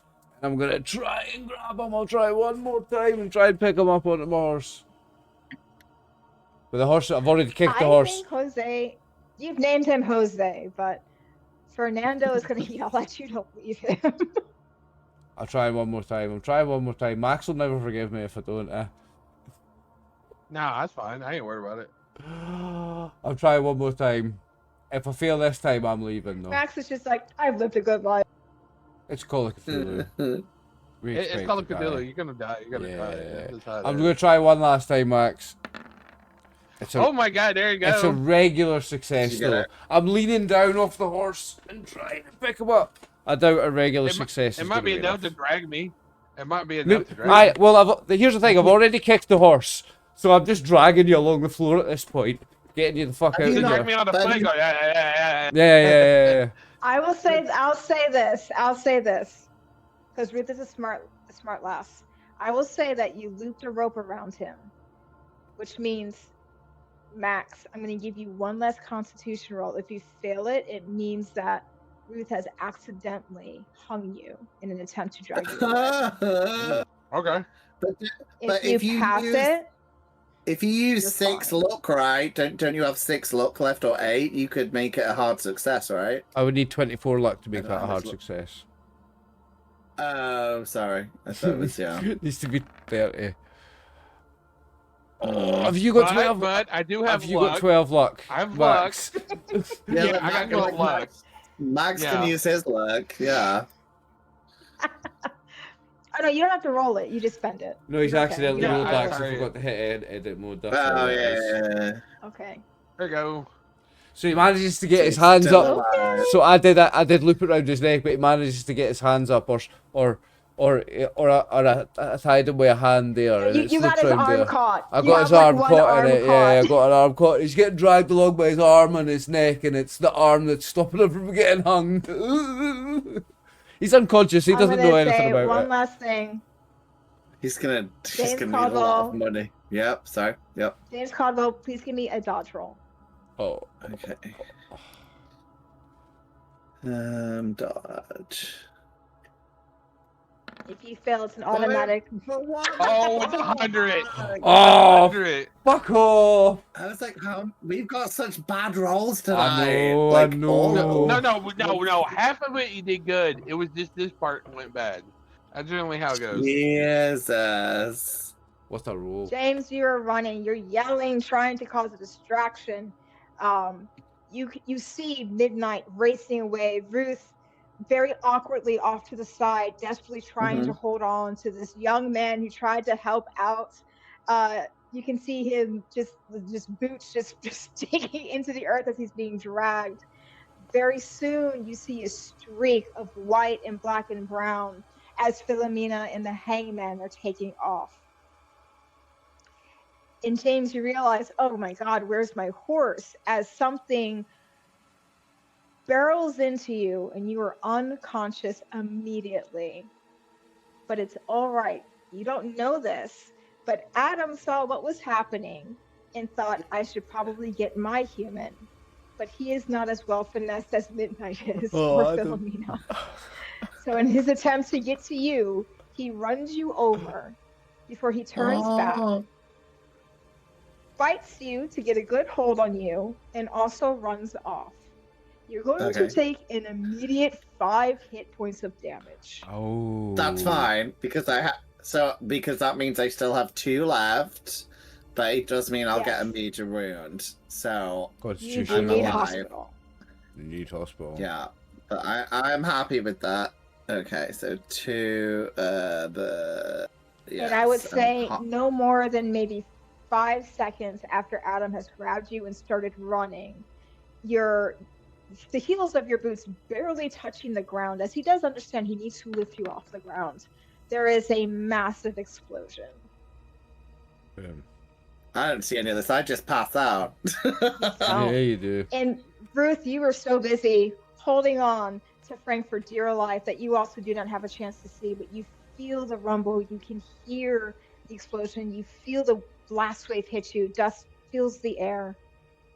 Before it is quiet, your ears are ringing at this point, just that nice steady tone. You do see off in your vision a white horse with big black spots start to peel off as you see the Hangman starting to circle back around as he yells to you, which you can barely hear, as he just says, "Go, get out of here." And you see him riding back towards the cave. I will say that you ride for maybe 30 minutes before you think to stop and properly get Frank up on the horse. Frank up, aye. He is not looking good. He is so pale. Look at poor James, though. He's getting dragged by his horse. Yeah, I'm not and doing you're that. not entirely sure. Ruth, you really are not sure if Frank is going to make it or not. You just know that you're not a doctor. You have to get to town to find him. Get him to a doctor. You turn. As you're trying to get him fixed on here, you can hear the loud, thunderous hooves of Adam as he continues past you. And as you look expecting to see James on top of Adam, you don't. For a second, you're like, oh no, before you see this limp form bobbing along in Adam's mouth. As Adam continues. Follow Adam. Get back on the horse and follow Adam. He's wrapped his huge penis around my neck and he's choking me as I just bob around all the way back to the town. The boys style. I will say that you make it back to town. You make it back to town in about another hour. I guess we can play success music. For Ruth, for the ladies who succeeded, yeah. I guess maybe this one. I'm not sure what to play. We'll play this one. Ruth, hey, we survived. You come galloping into town. We survived. Exhausted. We survived, yeah. You know, Ruth, you yourself, you are a little banged up yourself as well. Nowhere near as much as the men that rode out. As you come in, you can see the sheriff and a couple of people, despite it being, about 10 o'clock at night. Some people were clearly waiting for you to come back. You see there's a crowd trying to get Adam to stop as Adam's attempting to run through the town itself, not understanding when to stop. You see them attempting to get Frank from his, James from the mouth of this giant horse who's refusing to let go. A couple of people are getting kicked. They go down hard, they do not get back up. You come riding in. Sheriff Boyd runs up to you, trying to assist. You fall off the horse. You are spent, Ruth. Every last bit of your strength has been trying to hold this man. You're down. They're calling not just for the doctor, they're calling for Minnow because he's sort of the surgeon. He's the second most pronounced medical person here. They start to pull Frank away. Frank, can I have one last constitution roll to see if you survive surgery?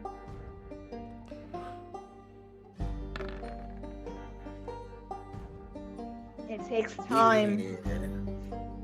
Frank, you wake up days later.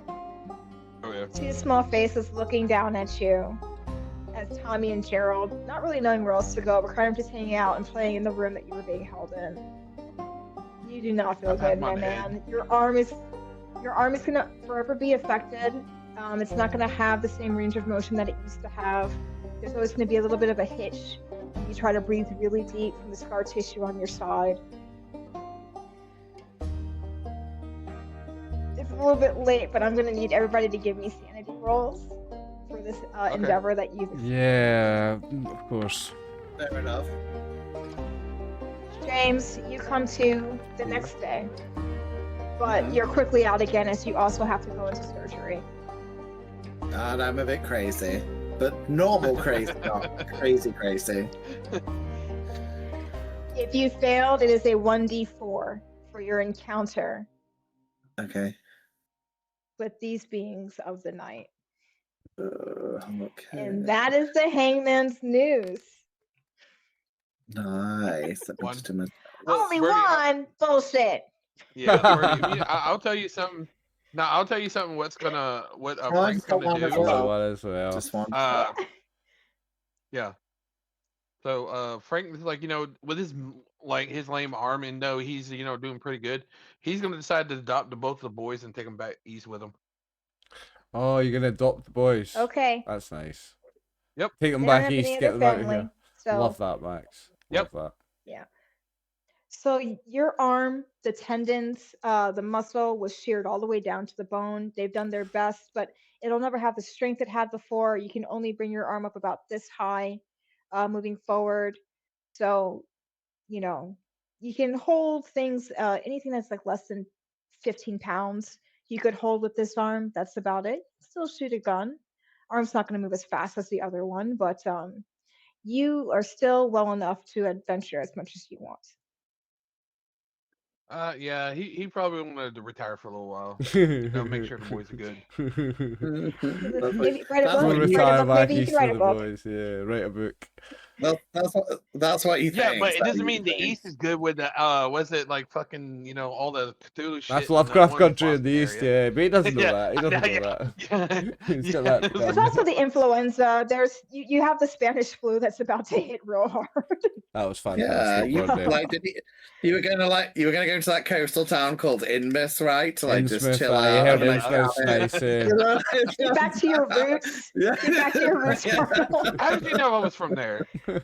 I mean, you could tell with the girls. It's the eyes being here and here on the sides of your head that give Yeah. it away. The gills.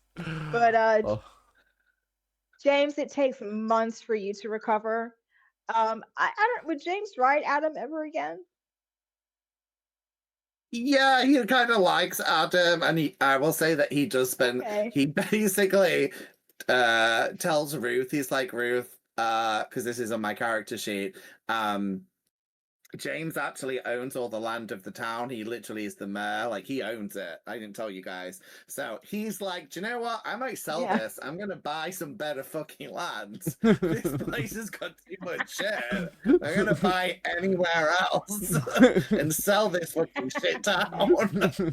He's gonna breed Adam. He's gonna breed a bunch of Adams. I'm just gonna have a whole. He is fucking- like, I'm just gonna go to a lot safer place anywhere else and sell this fucking god shit. Head out town. east Yeah, and that's sell. what he's gonna- Head out east Hey. and breed racehorses.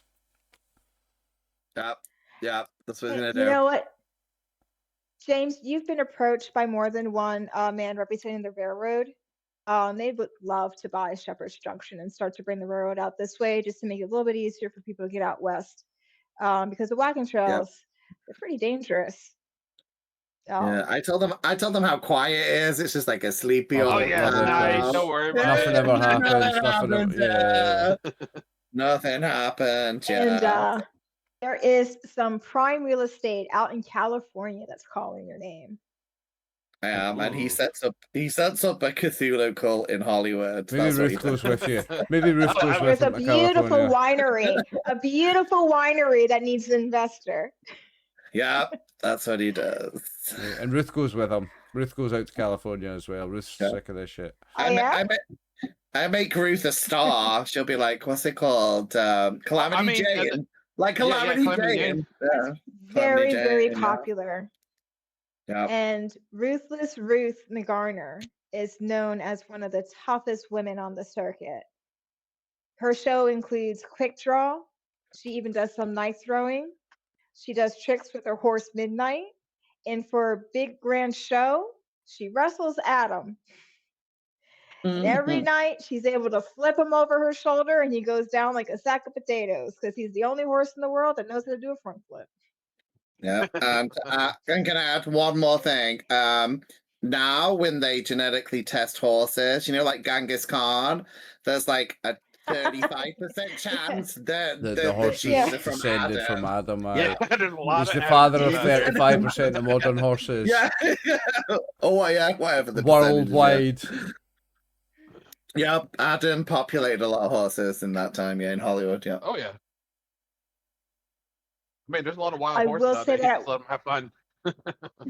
I will say at one point, Ruth, you do get a telegram from somebody back George down at Shepherd's Junction, just reaching out to you, asking if you could just give any type of aid. There's been an issue down at the Beale Wagon Trail. It's the most utilized trail. It's almost like a highway at this point, but there's been an issue with whole caravans going missing.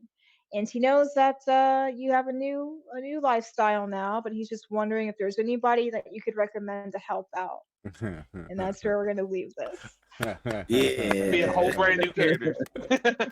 Fantastic, buddy. Yeah. Fantastic. I have so many Western characters that don't get used. Well done, buddy. James needs a rest. James needs a fucking rest That was after that. fantastic. Yeah. Thank you, buddy, for another amazing Call of Cthulhu scenario. I really enjoyed that, and thank you, Martin and Max, for the game, boys. That was really fantastic. Thank you, viewers, for watching. We hope you enjoyed it as much as we did. This was Hangman's Noose, Call of Cthulhu. I am RxOliver, and these wonderful people are my friends. Thank you for watching. Good night. Good night.